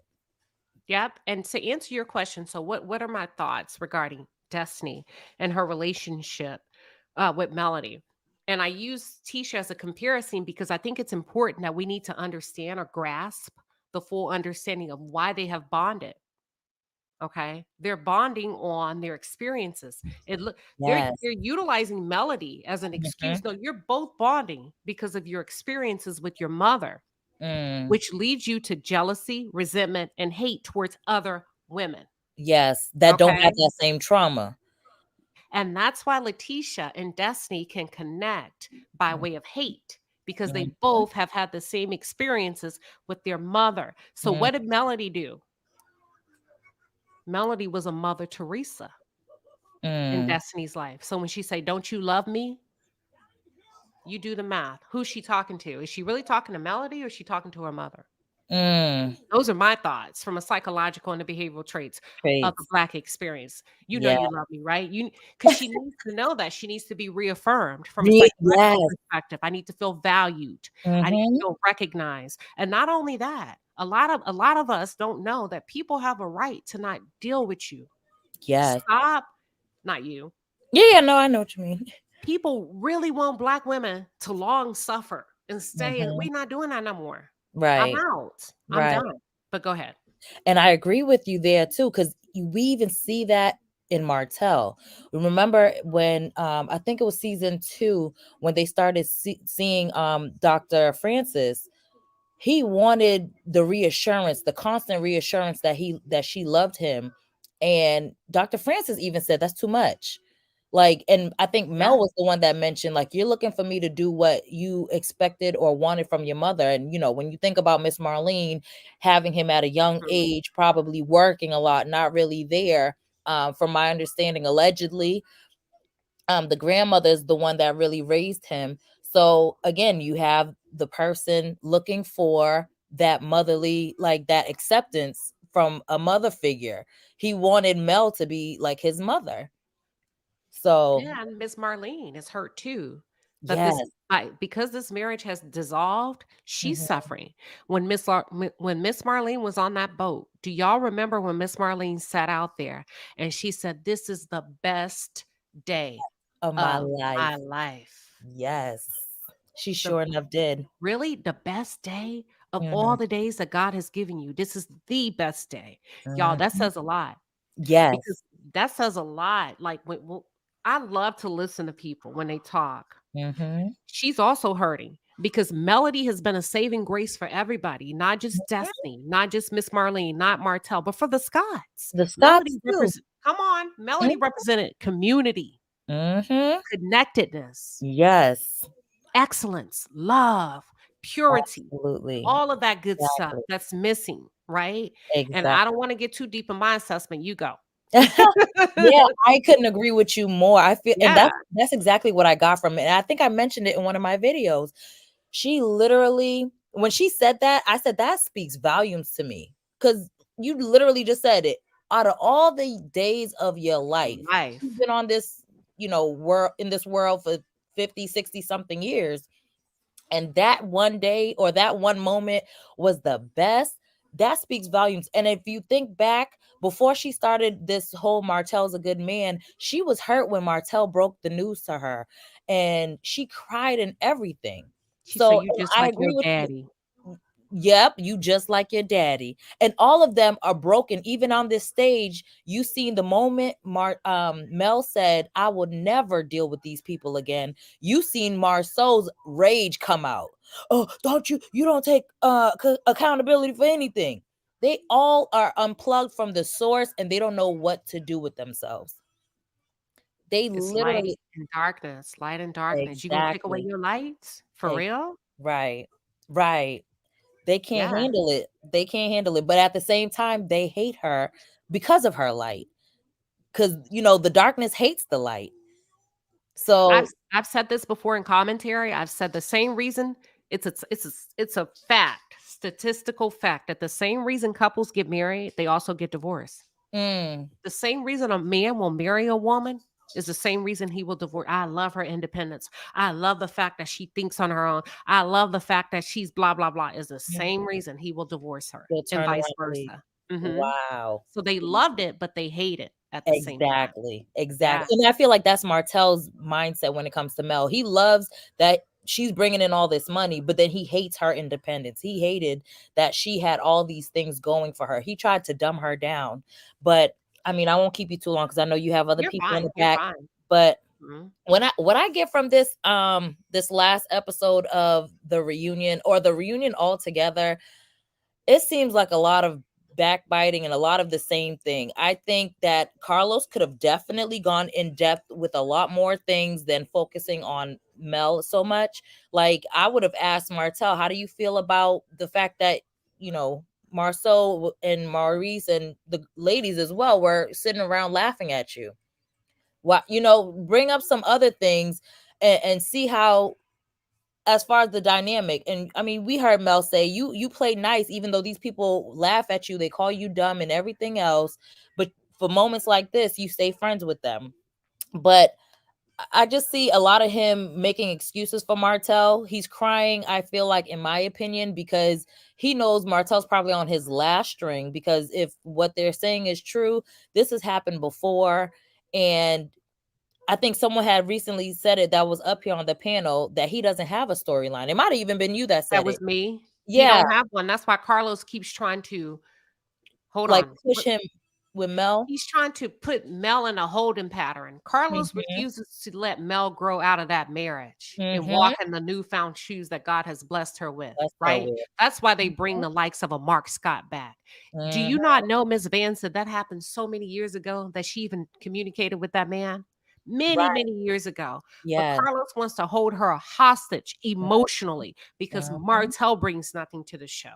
Exactly. So in order to make him relevant, they have to pigeonhole her into the same space. But why don't you speak on other things? Like, even if she didn't want to discuss, her relationship, her personal relationship, there's just other things you could have gone down the aisle with. But Martell has no storyline, and honestly, the rest of them don't either. They really Mel has, don't. Mel has been their storyline, so it killed me to hear people on the couches saying, oh, someone needed a storyline. Someone needed a storyline. I'm like, are you kidding me? That Like, was Tisha saying that. But yeah, but sweetheart, Melody don't talk about you. not at all. You keep her name in your mouth. And at this Every time. point, I'm questioning who your friends and loved ones are because let one of my homegirls, every time we click and we go to brunch and we're on Mhm. reality, you still talk. Come on, girl. Now you can't. Right. No, friend, you can't be doing all that. Exactly. She cannot control herself Yes. when it comes to Melody. I agree. And that's what I said too. She literally can sit and compose herself on the couch, but when anybody else was speaking, but when it's Mel, she has to overtalk her. It's like she's in competition with her. But Well, yeah, that's a hate, yeah, that that hate was, uncontrollable emotional rage. yes, it was bubbling. It was Yeah. bubbling. But I Yeah. agree with you. If you have true friends, they would tell you to let go and let God. Like at this point, let it go. Let it go. You shouldn't still be talking about this woman years later. But maybe it's because she doesn't have any. Who knows? If Tisha has something to talk about, she would have. Did you see Tisha during the first season when she went to interview with those realtors? Mm-hmm. I cringed. Yes. I Seriously. cringed. Yes. Did you hear her response? They said, well, why do you think you'll be a good fit? I just want to get away from kids. I just want to be around adults. I cringed. I don't think you Because want to that say told me that. you have no outside experience with the Yes. outside world and you live in a bubble. Exactly. But I don't, but go ahead. This is your, No, you know. no, I couldn't agree with you more. It's just sometimes you have to reflect back on the old times and you're like, you sure enough did say that, didn't you? She did. And she's very inexperienced around other women. So Yeah, let me I think hate around you. other adults too. Yeah, let me hate on you enough that I can deflect from my gaps, my flaws, where I'm not well rounded. You know what I mean? And focus on you. And then that takes the attention off my insecurities. Tamara Morgan, thank you for the super chat. She says, Queen Sheba, you are wearing it well. Yes, it's the bob. Yes. I'm all Yes. for the bob. I love me a good bob. Me too. And I thought about that when didn't Carlos say he likes a good bob? And I was like, I got one. I got one. Yes. I know that's right. I know I got one too. I love me a good bob. Absolutely. But I won't hold you. I know, listen, people are probably squirming to get up here.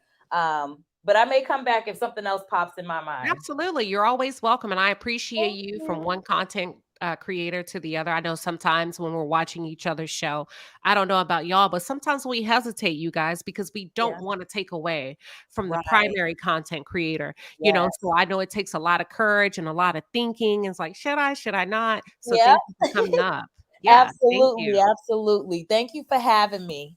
Absolutely. You're always welcome here in the palace. Thank you. I have to think about whether I want to be what was it, princess or a duchess? A duchess. Okay. Next time I'll give you an answer. Hey, absolutely. Wear it well. That's right. All right, Queen. Have a great rest of the night. Okay, you too. Thank you. Bye-bye.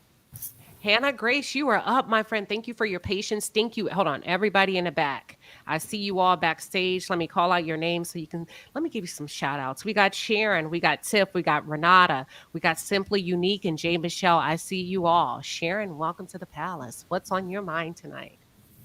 Hello, how's it going, Queen Sheba and Pam and guest? It is going. Thank you for stopping by tonight. Great. I am definitely enjoying the conversation. And as you and brown skin girl, pretty girl, I'm sorry, whoever was up there. That was brown skin girl. I'm sorry, brown skin girl. Duchess or a princess later, whatever she comes back and decides. Right. Well, I was looking at the scene, and I'm looking at everybody in the first scene sitting, in where they were sitting at. And I'm looking and I'm thinking, everybody just looks so defeated. Kimmy, and we kind of can understand why she looks kind of tired. Martell, he looked tired. Marceau looked tired. Carlos crying. Maurice, he didn't look as tired. He was jovial for some reason. And that's not really like him from previous. Well, that's because he's the hero this season. Okay. You get it? I don't want to, he's the hero. He's a good husband this season. Okay. You get what I'm saying? Okay. I get it. And I was thinking something a little different, but okay, I'll go with it. But he's using his wife's sickness to make himself look good. Okay, I will go with that. Or to make him look like he's a good husband. But they look so defeated, and it's just, and I can understand why Marceau look the way he was looking, because Kiki came out with information. Carlos called him out on the lawsuit, and they didn't look as shiny as they did last year when Carlos was jumping all over. Well, basically honing in on Mel, and what he did. And then, so how are you going to flip from coleslaw is the whole buffet to Martell is still in love with you? And that's what I think. That's what I feel. And then all these tears and stuff. So Carlos is like a pancake. He stay flipping. Yes. Or but what flapjacking. He's always, it depends on who he's talking to. right. And the other thing that I noticed in these 3 episodes is that Martell, Maurice, oh Lord, so many M's. Marceau said that Melody would not take accountability. Tisha called the girl dark. Destiny said that she has some dark tendencies or whatever she said. And then Martell said she's a liar. Maurice basically said she wasn't a good friend to Kimmy. So what do they expect this woman to sit there and do? Take all of these accusations and not defend herself? And I could see why she just really wanted this thing to be over with so she can get. It's almost like she was in a den of lions, a den of thieves around all of these people. And then Martell was, I know, so I think it was pretty brown skinned girl said that Martell never protected her, and Mel said he never protected her. I don't think that he knows how to protect anybody. He wants someone to protect him. Remember, he told Mel, I don't care if I sleep with 100 women. You shouldn't have let it outside of our household. You should. And then Mel said, you should have left your, penis He in meant the that shit. He meant every word with every beat of his heart, every fiber of his soul. He meant that. That was some Ike Turner shit. I don't care if I slept with 100 women. Come on, man. Is that what he meant that? He meant every bit of. And then just to think, not even 2 months after Melody delivered her child, he's out there sleeping around with coleslaw, getting her pregnant. This man has no moral compass. I mean, he couldn't protect anyone because he doesn't. I don't think he know how to. I don't even know if he have a conscience. It's crazy. I don't think. Well, I think, what has he proven to you in the past based on what you've seen? What he's proven to me is that he is selfish.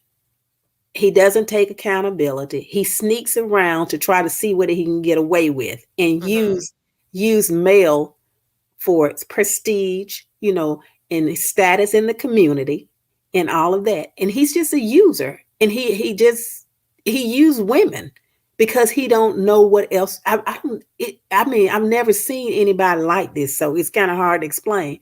But anyone with 4 children and a wife, and you still cannot find it decency to be honorable to your family. It's just unexplainable. I mean, I'm pretty sure it's a whole lot of men that do it. But like Miss Van said, I still don't see how you could do that. And you're on a national TV show. And you still decided to go and do it. So if Melody got out of that mess, I'm glad she did. And I think she really cannot stand to look at him. And she said it on the stage, I did not think that I would have kids with a man I don't even like. Right.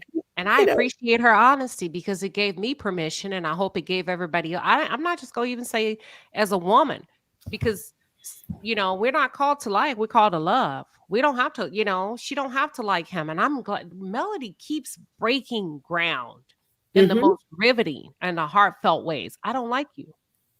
Right. And there's nothing you can, there's really nothing you can say to change my mind at this point. And I could see the defeat on his face. And that's why he came out with that post talking about he's cried in his pillow and all this stuff. You ain't cried. Wait, hold on. What? He came out with that one. Yeah, it was yesterday. Martell did? The post basically said that he has apologized to Melody, both privately and in public, and that he has cried many a days and many a nights on his pillow, and asking for forgiveness. And he said, basically, everybody, I'm okay. Let's move on and let's raise these kids together. In summary, that's what he said. I wonder when he cried. I'm just being nosy at this point. I'm being messy and nosy, but I wonder when he cried, or did he spray a water bottle? But go ahead. Well, he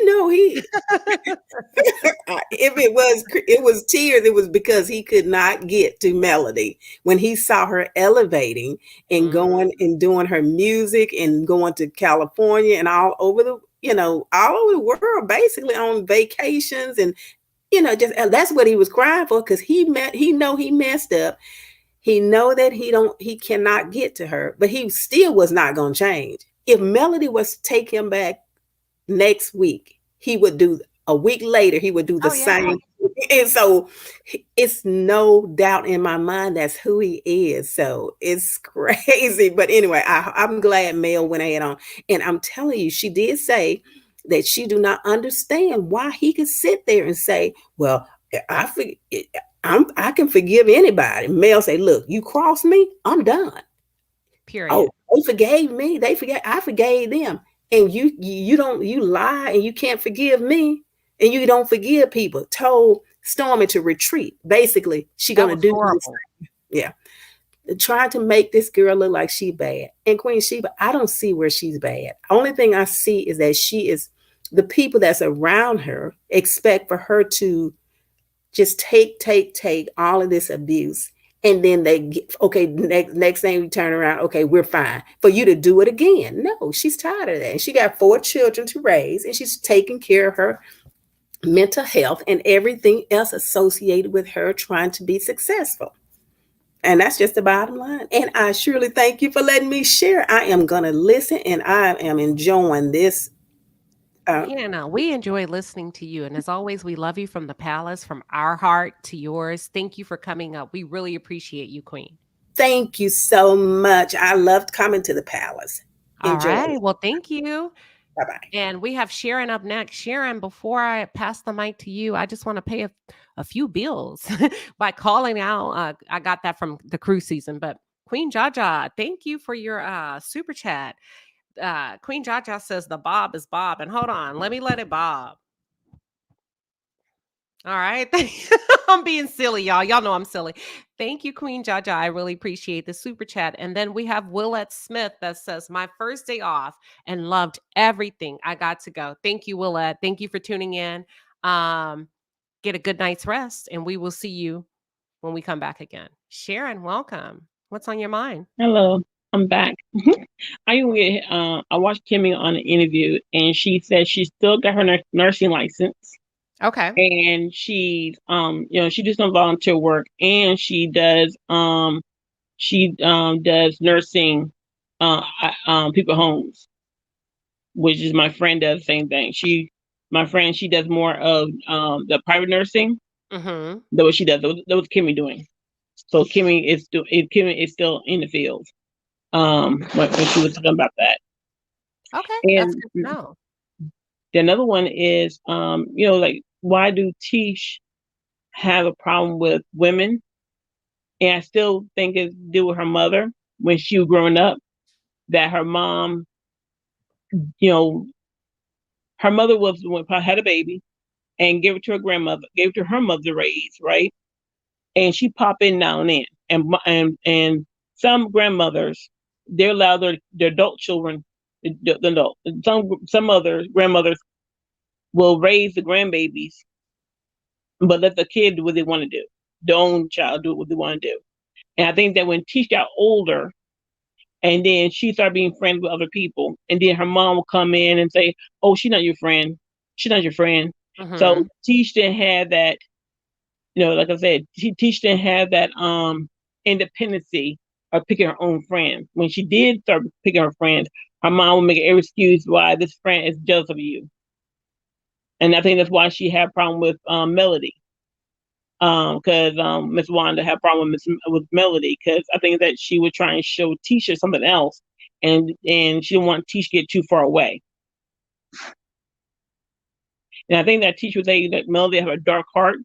I believe that she's talking about her. I think that she's talking about herself. And that's what she. Okay. I think, because I learned it from back in college days in psychology, is that when people talk negative about the person that used to be their friend who helped them, they usually talk about themselves, that Melody was a friend to her, but she wasn't a friend to Melody. And like I said, Tisha and Kimmy did not tell Melody that Martell was cheating when they found out about it.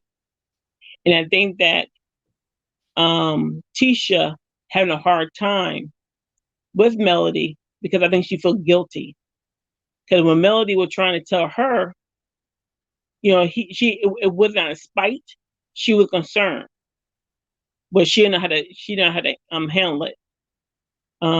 Another thing is, like some women always ask, why do men get called potential, right? Say that again. Say that one more time. Why do men? Yeah, some women are asking, why do men are labeled with potential? Like when you get married, the man got potential, right?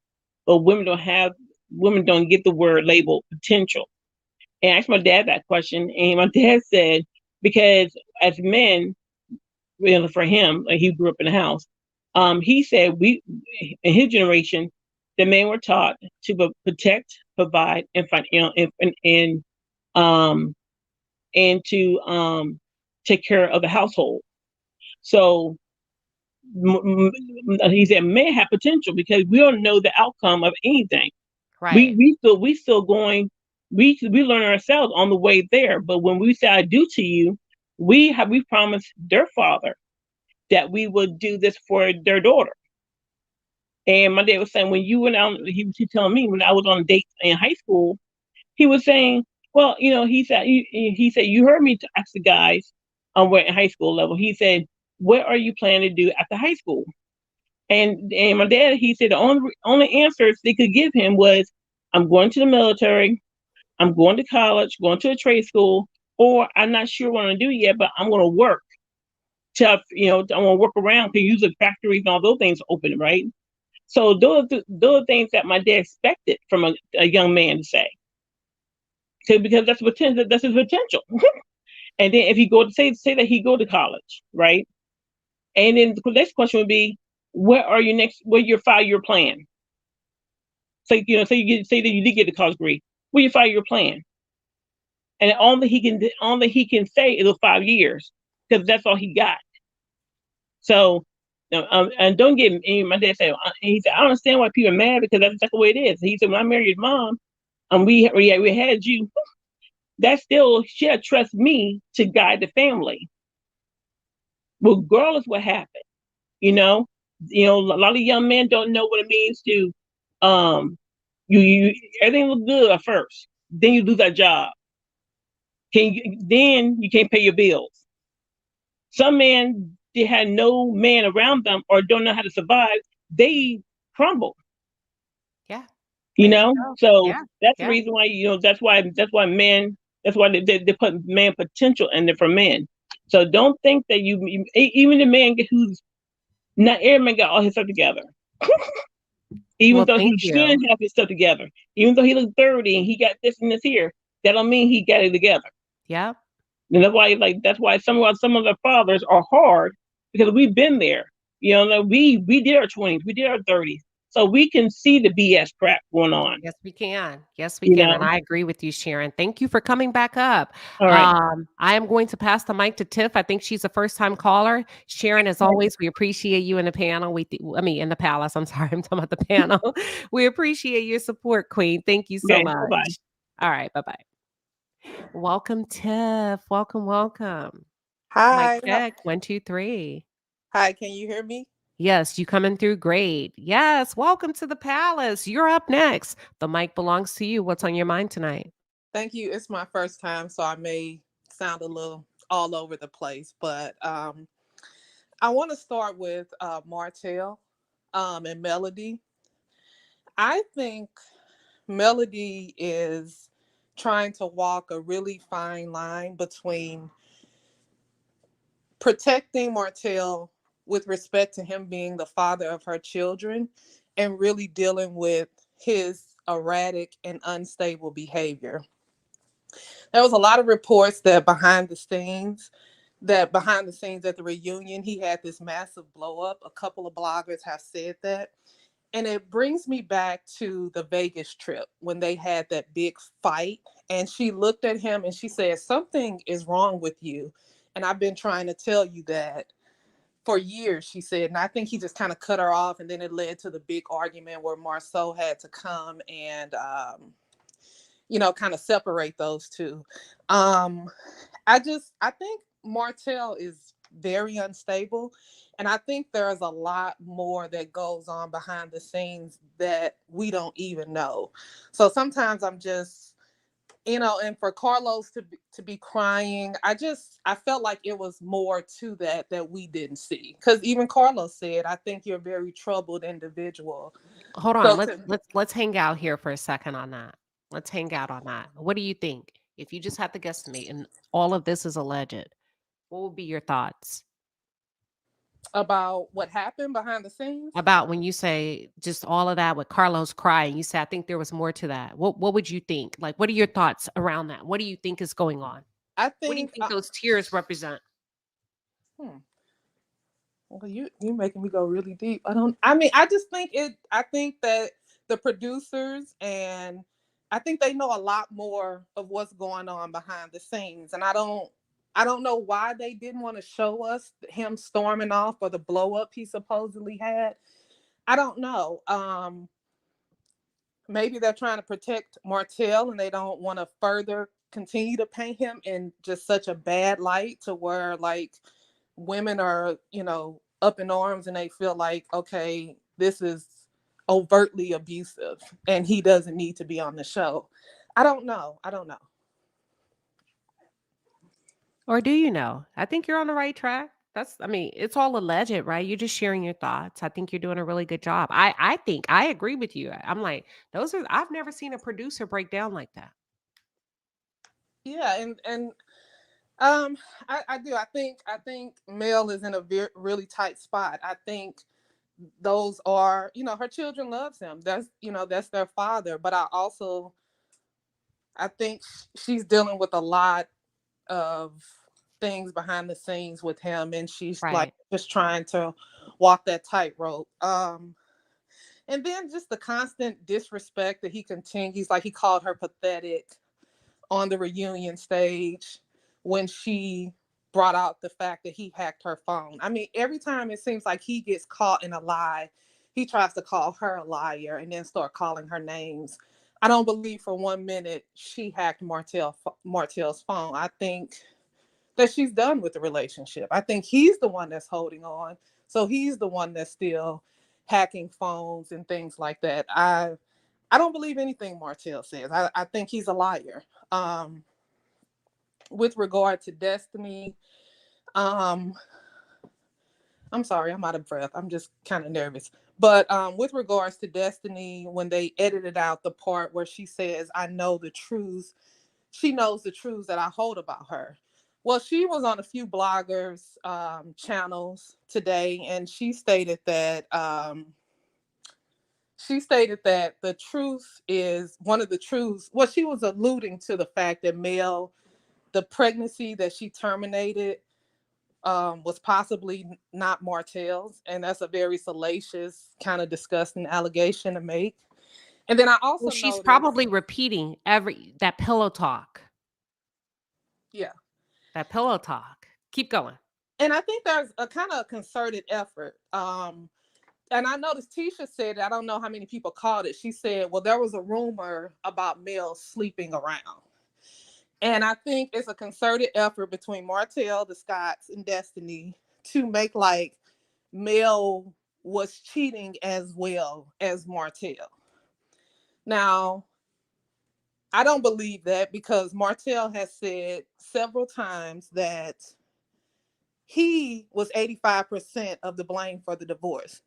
And it seemed like as the seasons continue to progress, he started just throwing things to the wall to make it seem like Mel was just as bad as him. And then I think it was first she wasn't paying him enough attention or she wasn't giving him oral sex.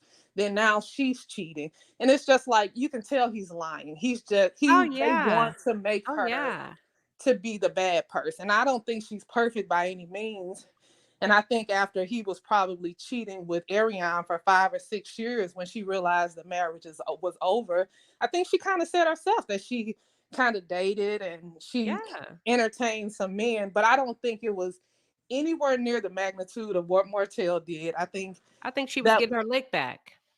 yeah, and I think once she realized that this man was never going to stop cheating, then, and she realized the marriage was over, yes, she did entertain men. But I think this is kind of the second time I've heard Tisha, even with the fight with her and Miss Wanda, she made a comment about male sleeping around or male But where did cheating. that come from? So if they're going to honor that, they need to honor, because Martell is the catalyst. He is the common denominator. He said a lot of shit about everybody. So why is it that we should believe what he said about Melody and not believe that your husband got an apartment and cheating in the next room and has 20 something women, right? Yeah. So all of this has come and derived from Martell.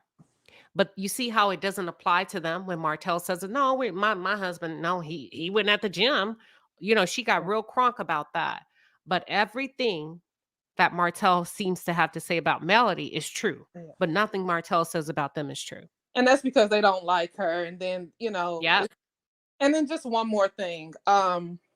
Melody and Marceau, when she brought up his allegation that he supposedly cheated with her ex-best friend. Experiences.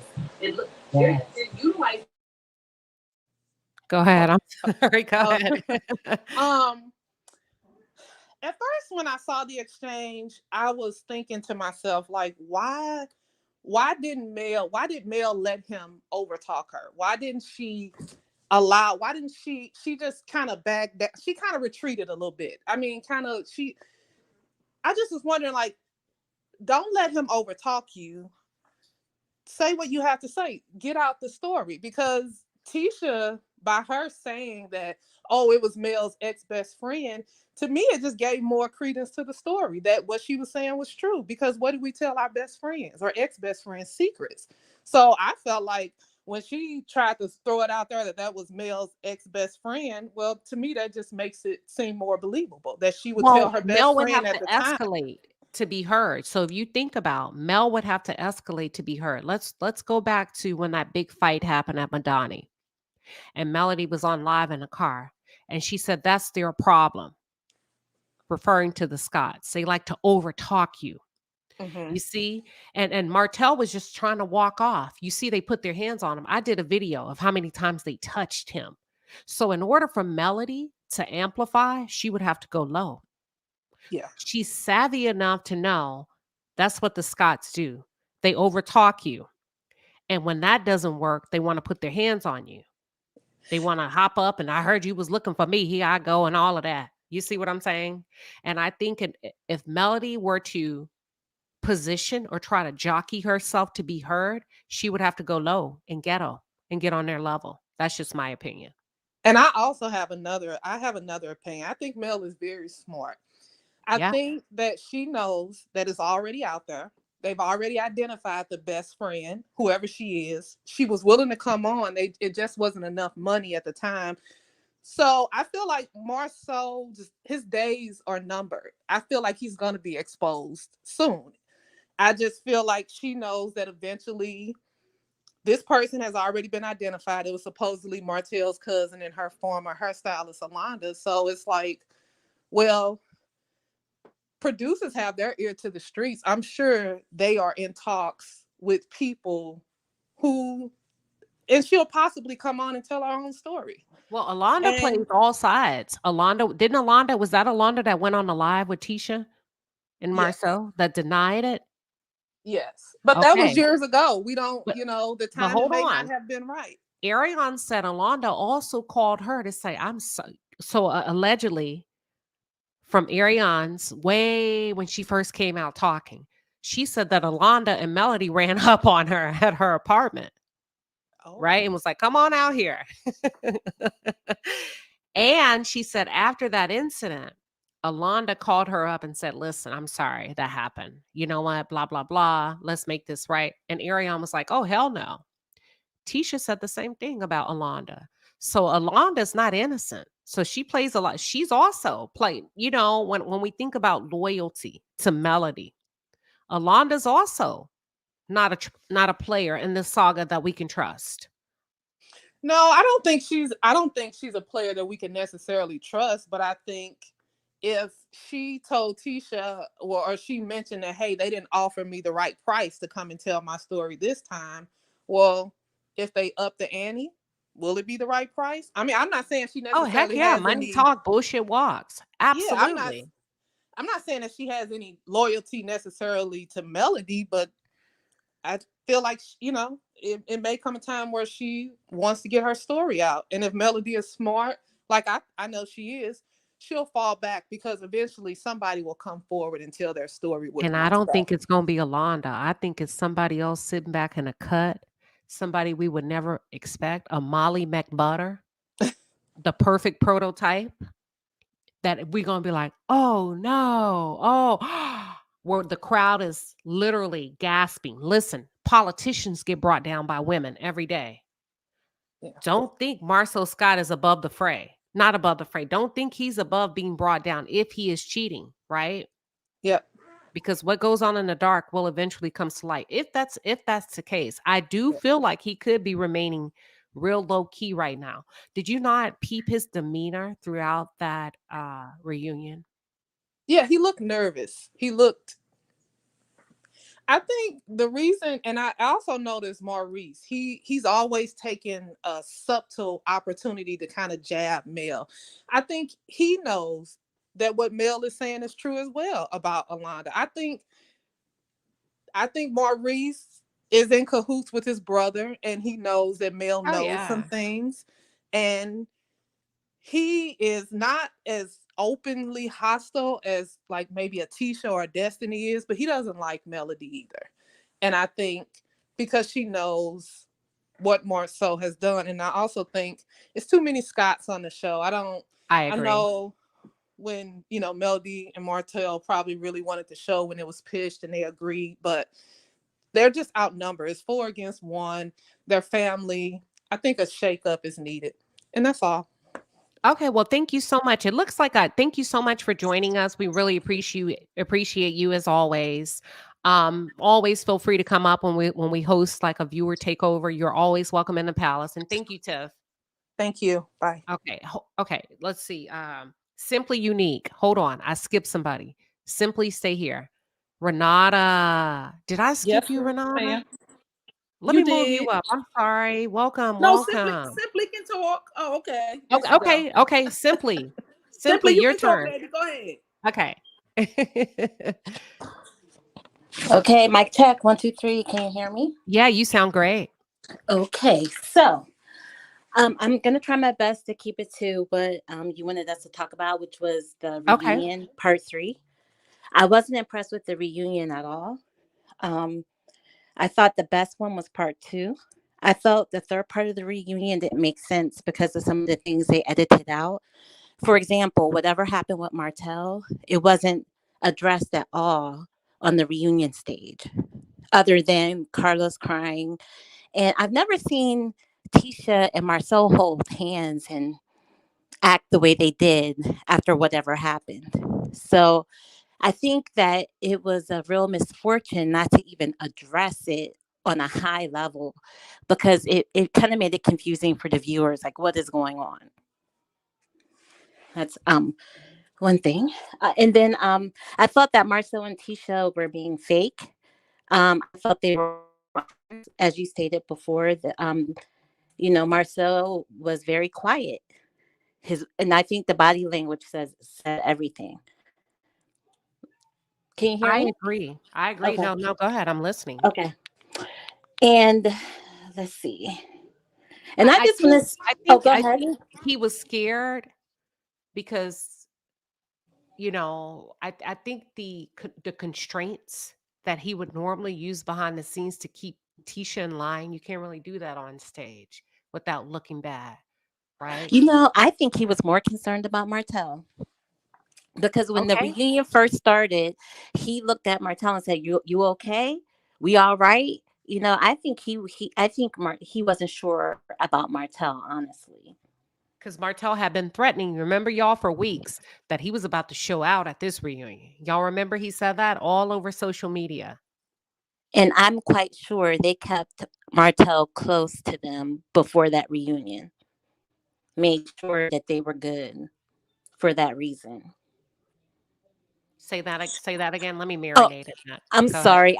I said that I'm sure they kept Martell very close and made sure, they had a good relationship heading into the reunion.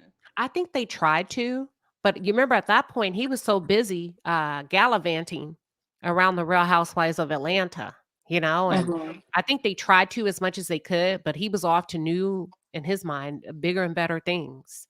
And I think at some point there may have been a disconnect, right? Because when you know you got it, when you be like, okay, we good, you don't have to say that on a reunion if you have been in contact prior to showing up that day.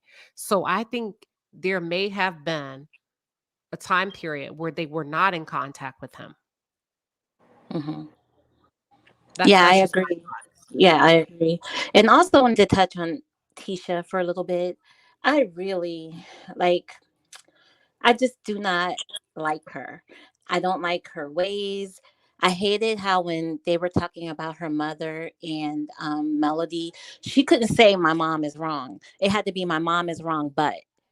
And it's like, come on, you're a grown woman. Why can't you just say your mother was wrong? Because if anybody talked about your kids, it would be hell to pay, So right. it's just her behavior in the fact that she has no character, in my opinion, allegedly, is just, it's sad to see someone not have any growth. And the other thing I want to say about Letitia is that this whole cheating thing, the reason why she won't admit to the cheating is because she's in competition with Melody. It's like, oh, well, you may have X, Y, and Z, but guess what? Your man cheated on you. Everybody knows about it. And everybody doesn't know about my man. So I'm just going to keep saying I've never had Mhm. infidelity in my marriage because that makes me feel that makes her feel better as a woman, like there's something wrong with Mel. Your man cheated on you, but look at me, I didn't have that same problem. It's all like a competitive thing in her mind. That's the way I see it. Well, if we think about what really got the blood of the Scots boiling when they were doing those interviews, I think it was last year. They were saying they all had a pact that no one would come on the show and discuss the infidelity within the marriage of the Holts. And then they say all of a sudden, without any pre-warning, Melody starts talking about her and Martell's relationship. Okay, but she didn't talk about your relationship. And I think that ignited resentment within what's his name? Marceau, because I think at that point, like, hold on, you telling on Martell, there's a huge probability that my shit gonna come to light. So they started coming after her, when she put that out there about Martell not keeping his penis in the household. Right. And, I agree with what you're saying, but I felt like it really left Melody no choice because if she doesn't tell her story, someone else will. And at least she could control the narrative. Yep. So And I I think think it was Carlos very nudged smart. that. I think Carlos nudged that because Carlos had insight a week Yes. before filming. Melody was not going to do the show, y'all. And Carlos vowed to protect her and steer her and just help her throughout this, and he sure did. He And he capitalized. left her hanging. He left her hanging Yeah. because I feel like he hasn't protected her at all. Yeah, I agree. And my other comment is to check on your strong friends, Carlos. You're sitting up there crying over Martell, Yeah. who has caused all this drama, but you've never like publicly said on the reunion stage with Melody what she's been through and cry over what her loss. I mean, she may look beautiful and she's successful, but none of us know the grit that it took for her to get there or her mental state, her mental being for those 5 years or even on the show. So I hated seeing that. It's just like, why are you raising Martell up because he went off Yeah. backstage? Yeah. Where Melody is containing her feelings, but I'm sure that woman was devastated and then some. Yeah. I think you make very excellent points. I think this reunion was very telling. I think Carlos did an excellent job during the first reunion, but you got to know when to hold them and when to fold them. I always say the best time to leave a party is before the lights come on. You're doing too much. Back away from it. Right. And that was my other comment. I don't like him as the host anymore. because like you said, you got to know when to hold them and when to fold them, and he has to know when to keep pushing and prodding on questions that people don't answer. And I feel that the reunion could have been so much better if he would have picked more in about, you know, focus more on Africa in the lawsuit. Yes. Like, Yeah. how come he didn't ask like follow up questions to get more information? Where I did know you it's a legal stay? Tell us issue, about it. Yeah, all of that. What did you learn? Tell us, how has your mental health improved? right? Like to All of that me, good stuff. there was no like, it was all low hanging fruit with them, and it always has been. He never gets to the meat of the issues, and it kind of leaves us as viewers hanging. Because after watching the reunion, I'm like, well, what did I learn that was new, and what was resolved, and have they set the stage go forward for Yeah. for the next season? Because I just felt like I was left hanging. Well, he's gonna push Stormy to the forefront. He's gonna push Letitia to the forefront, which is why she's in a tear. What is it? Tear, like she's in a haste to get that building, that whatever, that real estate building done. Right? Hmm. We're gonna magnify. We're gonna amplify your business. He wants to keep Melody tied in a realm, a matrix of drama, and elevate the other ladies from a business perspective. That's what I think he's gonna try to do. Well, you can take a, what did they say? You can take a horse to drink water, or you could take the horse. What is the saying? You can lead a horse to Horse water, to, but you can't but you make them can't drink. make them drink it. And I just Yeah. don't think they're up to it. I don't And think they're speaking up to of that up to the task of being elevated. yeah, I agree with you. And speaking of drinking and leading a horse to water, I want to call out the super chats of those of you that are kind enough to water the palace with your generous donations. Thank you, Jeanette Stewart. Jeanette says Martell broke the marriage vows. Martell knew the assignments, plans, and promises made for the family's wealth, and he chose peasant, pacifier, prey. You make an excellent point, Jeanette. I have to agree. And then we have Soul Star Music Lover. Thank you so much for the super chat. As always, we appreciate you here in the palace. And I have one more. I feel like I'm skipping over one more. I think there's one more that came through.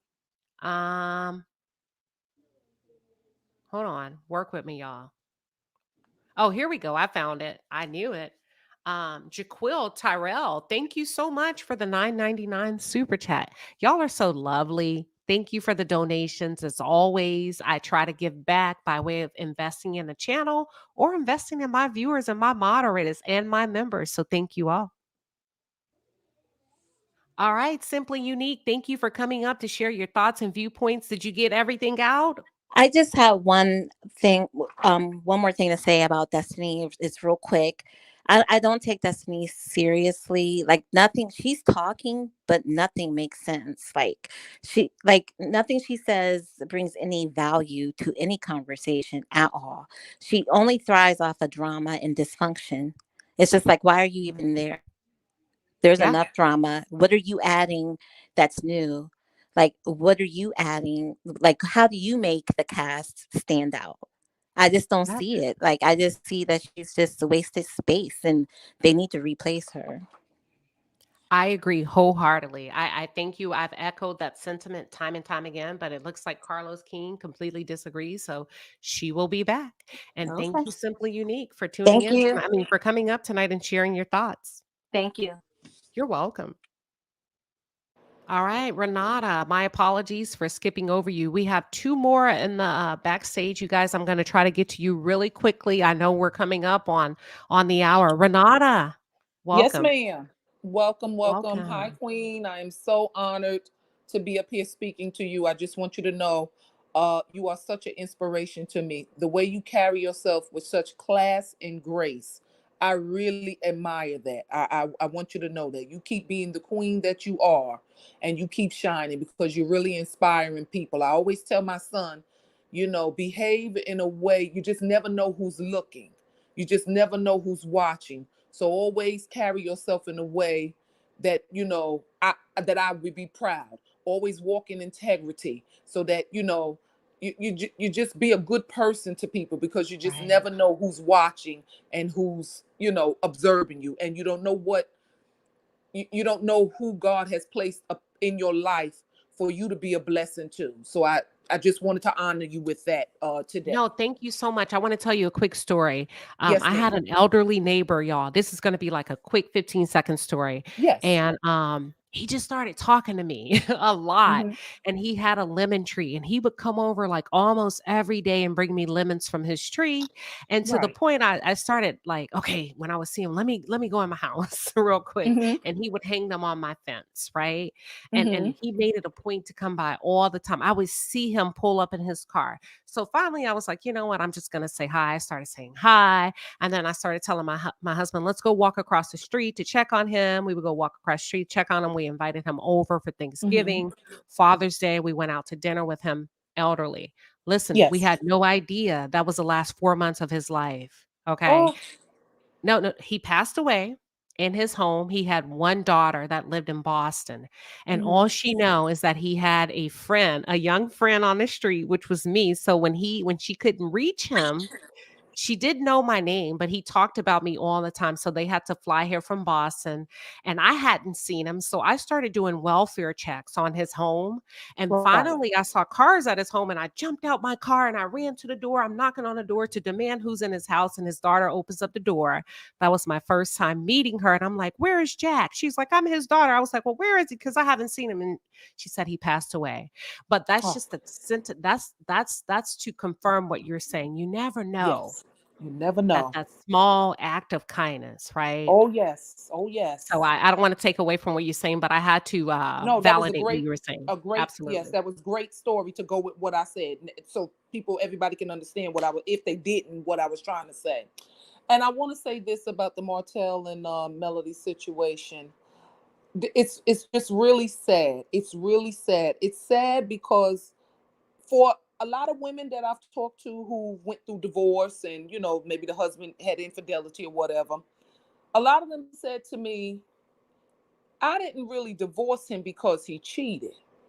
I divorced because of the disrespect, because he would even allow the other woman to be disrespectful to me. And I'm not saying, I don't know. I'm not saying he might have not would have had he might have would have had a chance, but his disrespect of Melody, letting the other young lady disrespect her so much, and now you letting outside people disrespect her, she does not feel safe with Martell.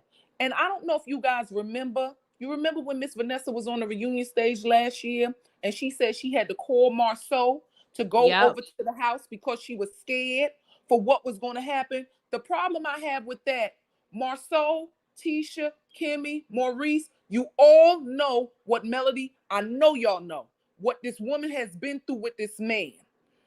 Y'all don't give this woman no grace to say, well, maybe she's backing up and asking because she's like almost like when you've been abused and felt scared, for a long period of time, you almost withdraw and go into a ball. You understand what I'm saying, Queen Sheila? And I Yeah, want you to yeah. elaborate on that because you have great analysis. And so it's not that she couldn't forgive, because I mean, like, who are we? We do so, we may do unpleasing things, and God, we ask God for forgiveness, He forgives us. That's not what this is about. I just think it's almost like she's a little girl that balled up into a ball, and now it's like, I have to protect myself by any means necessary. So I cannot give you people no more chances. I just cannot, because I'm just so scared that you're going to do it again. And because they know all that she has been through with Martell, they don't even give her enough grace to even say, I have not heard one person on this, I could be wrong, and y'all tell me if I'm wrong, have ever asked her on screen. I'm not saying they have it off screen, but had a talk with her to say, are you okay? How do you feel? Everybody comes to her to say, Martell is this, he's a good guy, he's this. But I don't hear nobody saying in retort, and that's including Kimmy. I don't never hear her say to them or to Martell, Melody is a great woman. She's been a great friend to me. But they all seem to defend Martell. And he eats that up because that is something he did not get from his mother. Because you heard her when she was on the trip saying, when he used to come to her to talk to her, he used to tell him, go somewhere. It's all right. Like she couldn't be bothered with what he had to say. So he's dealing with a lot himself. He really needs counseling, because I would hate Queen Sheba for us to hear one day that he really snapped and did something to her. Well, I I think he has snapped. you Let's think not he forget. do you I think think he's he put has his snapped. hands Oh on her though? yeah. You think so? Oh yes, yes, yes, yes. I don't. Yes, I think he has snapped, and I think everybody has kind of turned the other cheek and have allowed him to Mm, snap by way of his uh physicality. You know what I'm saying? By way of okay. him being a beautiful man, in the words of Okay. Carlos King, you know? So I think he has snapped. I think he's been very, very outrageous, impulsive, Okay. volatile, but he gets a pass. So He get gets into a what I pass. was saying, Queen Sheba. Respond to what I was saying when I was saying about you, the melody, like almost retreating into a bowl of protection. Say that Do you again. think? I want you to elaborate on what I was saying about Melody retreating into a ball of protection. Melody? Yes, remember I said I feel like she's just now like the reason why she just don't want to give these people no chance. You know, because we can decide to forgive people if we want to, no matter what they did to us. That it's up to you. It's your choice. But I just feel like she's retreating into a ball because she just doesn't feel safe around these people. I just I really think feel she like she has don't. to. Okay. So I read this book a long time ago, and it talks about divine spiritual protection. And Okay. it described a threshing floor, and it Hmm. also described the veil in front of Yes. the veil and behind the veil. And I think in order for Melody to be protected, there are spiritual laws that she has to adhere to and Okay. stay behind the veil. I think she's come out to play a couple of times, and she's learned really quickly, I have no protection on this side. And not only Okay. that, I'm going against my All divine right. protection. So I need to stay behind the veil. So I think what we're seeing is obedience. Okay. Oh, okay. That's what I think we're seeing, obedience from a Okay. spiritual level. Okay. Because do Yeah. you? I believe, Queen Sheba, that you can forgive people, but I don't got to fool with you. Do you believe that? Because I believe that I can forgive you for what you did, but I keep you over here at a distance. You're going to be at a far, far distance with Yeah, me. you're gonna be a far, far I'm a distance. I can Scorpio, by forgive the you. way. So I think like Mel. You're not going to bite me twice. I, I know that's what, and I just can't believe Martell. He was sitting up there just as crazy. I was so glad that she brought that up. These people are talking about you, laughing at you. They are Yeah. glad you're in this position, and you still talk about. But I can forgive you saying that because they're helping you with your agenda to attack Mel. But what I feel so sorry for Martell because he don't see it yet. Well, But what when he these said kids was, get at to be least I'm still teenagers, friends with them. He said, at least yes. I'm still friends with Yes, them. at least I'm saying. So no matter what Yes. kind of friends they are, but I'm still friends with them. Okay, but what's going to be sad is when his children going to question him. Why did you do that to my mother? See, that's when he is really going to hit him. And if they decide not to have relationships with him, because I know that son is going to have a problem. That Tank is going to have a whole problem with him, and probably that oldest girl. Sugar Mama still live, she ain't gonna remember all of this, so whatever she Yeah. probably learned Yeah. is what they're gonna tell her, what she gonna hear. So she'll still be like, neutral love, because she don't know. But the older ones, especially that oldest girl and Tank, they're going to, yeah, he's gonna have to answer for that. And I Well, just Mariah can't, is and Destiny already would, asserting her oh her yeah, her own independent thinking. When he went yes, on that live and he said, I got my children a cell phone, she said, I didn't want one. Yes, sure you better did. come through, Mariah. She sure did. She sure Mm-hmm. did. You're not lying. And Mm-hmm. then Destiny with her, I'm confused, Destiny. See, when you say things about people, for me, I'm a critical thinker and it has to make sense. Now, it doesn't make sense to me you saying, I can see you having your credit being decent, but that what she said, Melody had to use her credit. But when you went and sat in Maurice's office, you said that your credit and everything is shot and that you had to get on public assistance and you got the PPP loan. So now which one is it? Melody had to use your credit to rent the cars. And then so I'm confused of but if you had, but you saying you wasn't broke. So then when Melody offered you that $6,000, what you should have said, oh no, Mel, you got 4 kids. You just coming out of your divorce too. I don't need that. I'm okay over here. Here, take your I'm gonna send you your $6,000 back. No, I can't take that. But you took it and you standing 10 toes down in it like it was a gift. But you And we'll just continue to said the take other it, day that you wasn't broke. I'm and we'll confused. continue to take it, and have continued to try to, what is it called? Mooch. We're gonna Mooch. call her Okay. Mooch. Moochie Pat. What's Okay. her Okay. Moochie Patton? Peyton. Moochie Peyton. Because Moochie has gone all around us. Hold on. Oh my goodness. That's her new name, Moochie. Moochie Moochie? Destiny Okay. Moochie. Because And Moochie then has gone all around this cast begging for crumbs from Stormy, and what? Yes, she has. Now from she working for the Melody, Scots. by way of sponsorships, and didn't even give Kimmy and Maurice a real gift. How you gonna give them a promo item that you won Mm, at a mm, mm, giveaway? mm. Come on, make it make sense. Moochie. And I understand, yeah, Moochie. And I understand, and I'm so sympathetic to Kimmy, and I pray God's a complete, total, divine healing over her. But I watched her a lot on this reunion. And when Tisha was popping off, talking about, yeah, you need us for a storyline, you talk about her, Maurice, Marceau was cracking up. I'm not, I hope Melody sees this. I know none of these people, including Kimmy, and I've said that from day one, has mean her no good. I wouldn't trust Kimmy as far as I can Yeah. see her either. I would not, because when you ask Queen Sheba, if I know me and you are friends, and no matter what I feel about your husband, I'm not disrespecting him, because as your friend, I'm not going to disrespect him. You just know I may not care for him, and that's your right. But I'm not going to Yeah. disrespect him because that's your husband, and I think that's how Melody is. I'm not going to disrespect Maurice. He's your husband, but I consider you my friend, and you understand why I don't fool up with him. Okay. But when your husband would sit up there, Queen Sheba, or my husband, let's say me and you friends, and say, well, they're not really, I would say, Maurice, don't do that, because she's been a friend to me. It wouldn't have took me long. I wouldn't have been no Yeah. hesitation. That's what I'm saying. It's like even with last year on the reunion with Destiny, even if you felt whatever you felt with Mel, I'm not saying you don't have a right to feel what you feel, because we all perceive things differently. But when Tisha turned the chime in, you should have said, Tisha, no disrespect. This between me and Melody. I got this. She's Yeah. my They're not friend. gonna do I'm trying to that. get this straight. I'm trying to get this straight. See, but because you sat there and let Tisha do that and said that, it all clicked to Mel when she in her head.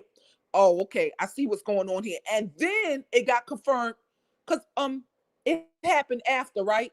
Queen Sheba, the hotel talk happened after the reunion, or was that before they got on the stage? After, I think.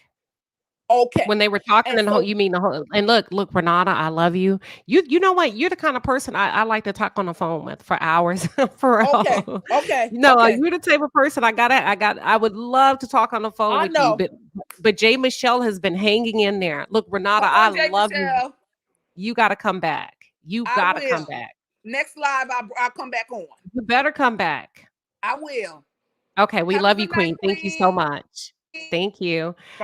Shout out to Caramel Rel. Relly Rel is in the building. She says, hey, Queen Sheba, it's Caramel Rel. Hey, Queen, welcome. We love you over here. Look, Caramel Rel, we got a new name for Destiny Payton. Moochie. What we call her, y'all? Mooch. Did we say Mooch or Moochie? Whatever. So that's her new name. But look, Jay Michelle, thank you for hanging in there. We're going to wrap up the show with you tonight. I appreciate your patience.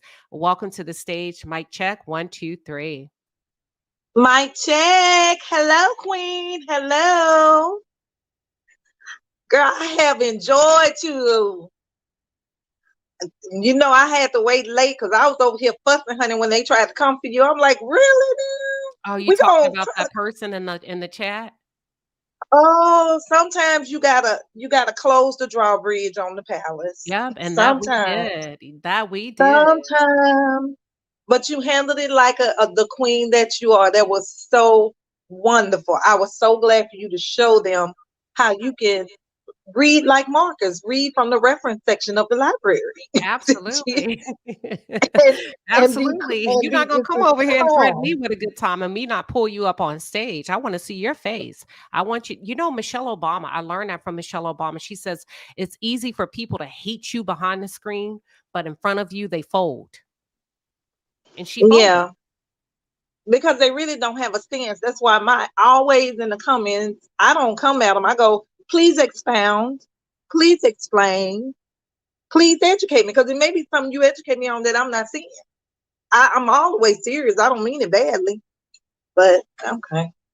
Well, what are your Well, thoughts? You're gonna close us out as it relates to Love and Marriage Huntsville I'm reunion. gonna Was give that it quick. I got one. I got one simple page. Listening to everybody, okay? I did not like the reunion. I said it on another channel. I don't like the reunion. I felt it was Carlos King trying to do his reality show. I don't know if it's still on or whatever. I didn't watch anymore after he put one of the stuff on there.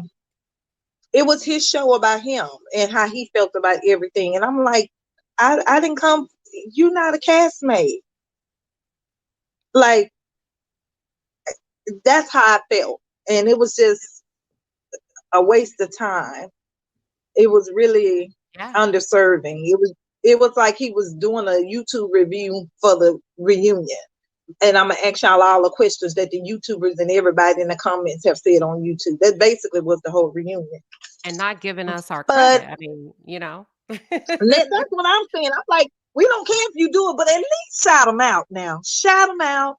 Yes. So I'm gonna take this another way on Okay. Martell. I said I'm not gonna look at Martell as what he did to Mill. I'm gonna look at Martell. Because Okay. one thing that Dr. Francis said, and one thing that from the singles ministry at my church, they say that you always need to know about a person's background in their family. Don't marry them without knowing that, because that's coming into your marriage. You need to know if they've healed from it first. Otherwise, it's coming into that's what you're marrying. You're marrying that trauma. So if you really look at Martell, I think he's projecting the anger he has for Marlene onto Mel. The anger he has towards Marlene and his father, he's projecting it onto Mel. Yeah. He is his father acting out. Although his father wasn't there, the influence of his father's actions, he went ahead and did the same thing. Because Mel said they bonded over the fact of their missing fathers, and they both vowed they would not have their children experience the same trauma. I don't believe, because he wasn't healed from his trauma, he's still living his trauma. I would love to see for him, and I'm gonna put on my manager hat for each one of these cast members. Martell, we know you come on Queen Sheba and listen. Whoever you have as a manager is doing you a disservice. I don't even know why you're doing wine and cookbooks, boy. Use that body and start doing some weight loss and start making some money as a personal trainer. Go get that. Go get a personal trainer, little certification. It don't take much. And go ahead and go that route. But he also needs to have his storyline be about him and his father. His father came in season 1 to 2. I think it was either 1 or 2. I remember that. And they never did go. They never did go along and finish that out. You know what I'm saying? It was just an appearance and then he gone. Yeah. And I It was really a wanted him to cliffhanger. delve into that, because I had that. I had my father was in my life, but then he left. And I didn't begin to really heal until I had to rectify that. I was still that child yearning for him. So although physically Martell is a grown man, emotionally and mentally, he's still that same kid that was abandoned. And then he was abandoned, although his mother was there. She put her work and other things. There was something more important than him as a child. And that's the And worst he type made of abandonment, to have somebody in your But face. he's doing the same thing to his kids. Being physically available is not being emotionally stable for your children. You can be physically there and they get nothing out of you, because he's still putting his own wants before his children. Yeah. By the actions he did towards his mother, by putting his infidelity above the family as a unit. His infidelity and his own what he was getting out of it was more important than the love of his children and his family unit, because he was willing to risk it and continue to risk it. And he was talking about forgiveness. Martell, quit asking Mel for forgiveness, because she already had given it to you. And she already gave it to you, and it's still open. But you have to respond to her forgiveness with changed behavior over a time period. Your bad behavior was 5 to 7 years. So equate it to your good behavior. We need to see that for 5 to 7 years. Do you think we It will just see that? Do behooves you me how think he's people can capable of justify. that? And that's what I'm saying. Until he proves that, then you're not worthy of my presence. Gotcha. It's not the person that was offended responsibility to make sure the offender is okay. That's not their responsibility. Bingo. That is not their responsibility. People kill me with that. Like he was on there with, you need to exercise, but I'm still their friend. Okay, like Mel said, I'm done. Mel extended forgiveness to all of them because what year are we in? And how many times has she tried and had conversations? But see, your bad behavior, like she says, I sit back and watch what you're bringing. I'm observing your behavior, and then I'm making a choice whether I'm going to participate or accept it. And I get to do that. And I'm done. And I'm choosing me. I'm choosing not to because I see that behavior is not good for me. You make some excellent But points. people always throw Go ahead. I'm sorry, at honey. the when people are cheated on and everything. Well, it's always come, whether it's male or female, whoever was the offender, people run to the person that got hurt. Don't want to give them time to heal, first of all. Like, you gonna dictate when you need to get over something. I could be over what happened, but it doesn't mean that I'm healed, because it's more than just that moment that behavior caused. There was a downfall of multiple layers of things. A marriage is multiple layers. Absolutely. Spiritual, emotional, financial, relationships, depending on what level you are, it's multiple things. Now, I can hear from him being a husband and be like, I don't want him as no husband, but I also had a best friend that knew everything about me. You know what I find I had funny? yeah. Carlos King did an interview, and he said this love and marriage reunion was one of the most emotionally exhausting experiences he's ever had, that he had to pull back, decompress, take some alone time for himself because it just took too much out of him emotionally. But Melody got attacked for that. Remember? Well, what did I say? What was the first thing I said? I said this was the Carlos King show on the reunion. Didn't I say that? Absolutely. Yep. And the fact that I saw that interview, the fact that you had that much of your emotions involved, let us know that it was about you and you were not empathetic or tuned in as a host. As a host, you can't even get emotionally charged into what they're doing. Yeah. You can't. He's too close. And I would prefer to see a duo, a male female perspective on there. And since we have couples, I would prefer a couple as host. That's different. And I want a couple that has been through something and overcame something. Like who?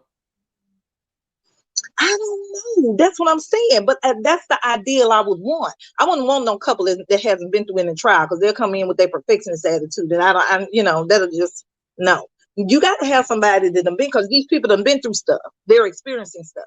This is love and marriage. The host can't be a single person, because then they get the God complex. You're not experiencing. You're not in it. You're not expected. You're seeing it as a single person. You don't have no kids either. No, you can't give that perspective. Well, You can give an observation, but you can't feels give like any. Dr. Francis. Dr. That's Francis a and totally his different wife. world. And Carlo had a God complex. He's making statements as if he's God. Well, Everything was about him. Just Christy Lambert feels like Dr. Francis and his wife should host a reunion. I'm kind of on the fence about that one, because I kind of feel like Dr. Francis would need to turn up and know when to turn up. And I feel like he's very conservative amongst a bunch of wolves, a wolf pack. So I think he would only be good if he can turn up when he needs to. I wouldn't want Dr. Francis and his wife, because he's already had. I want it to be an impartial couple that's observing,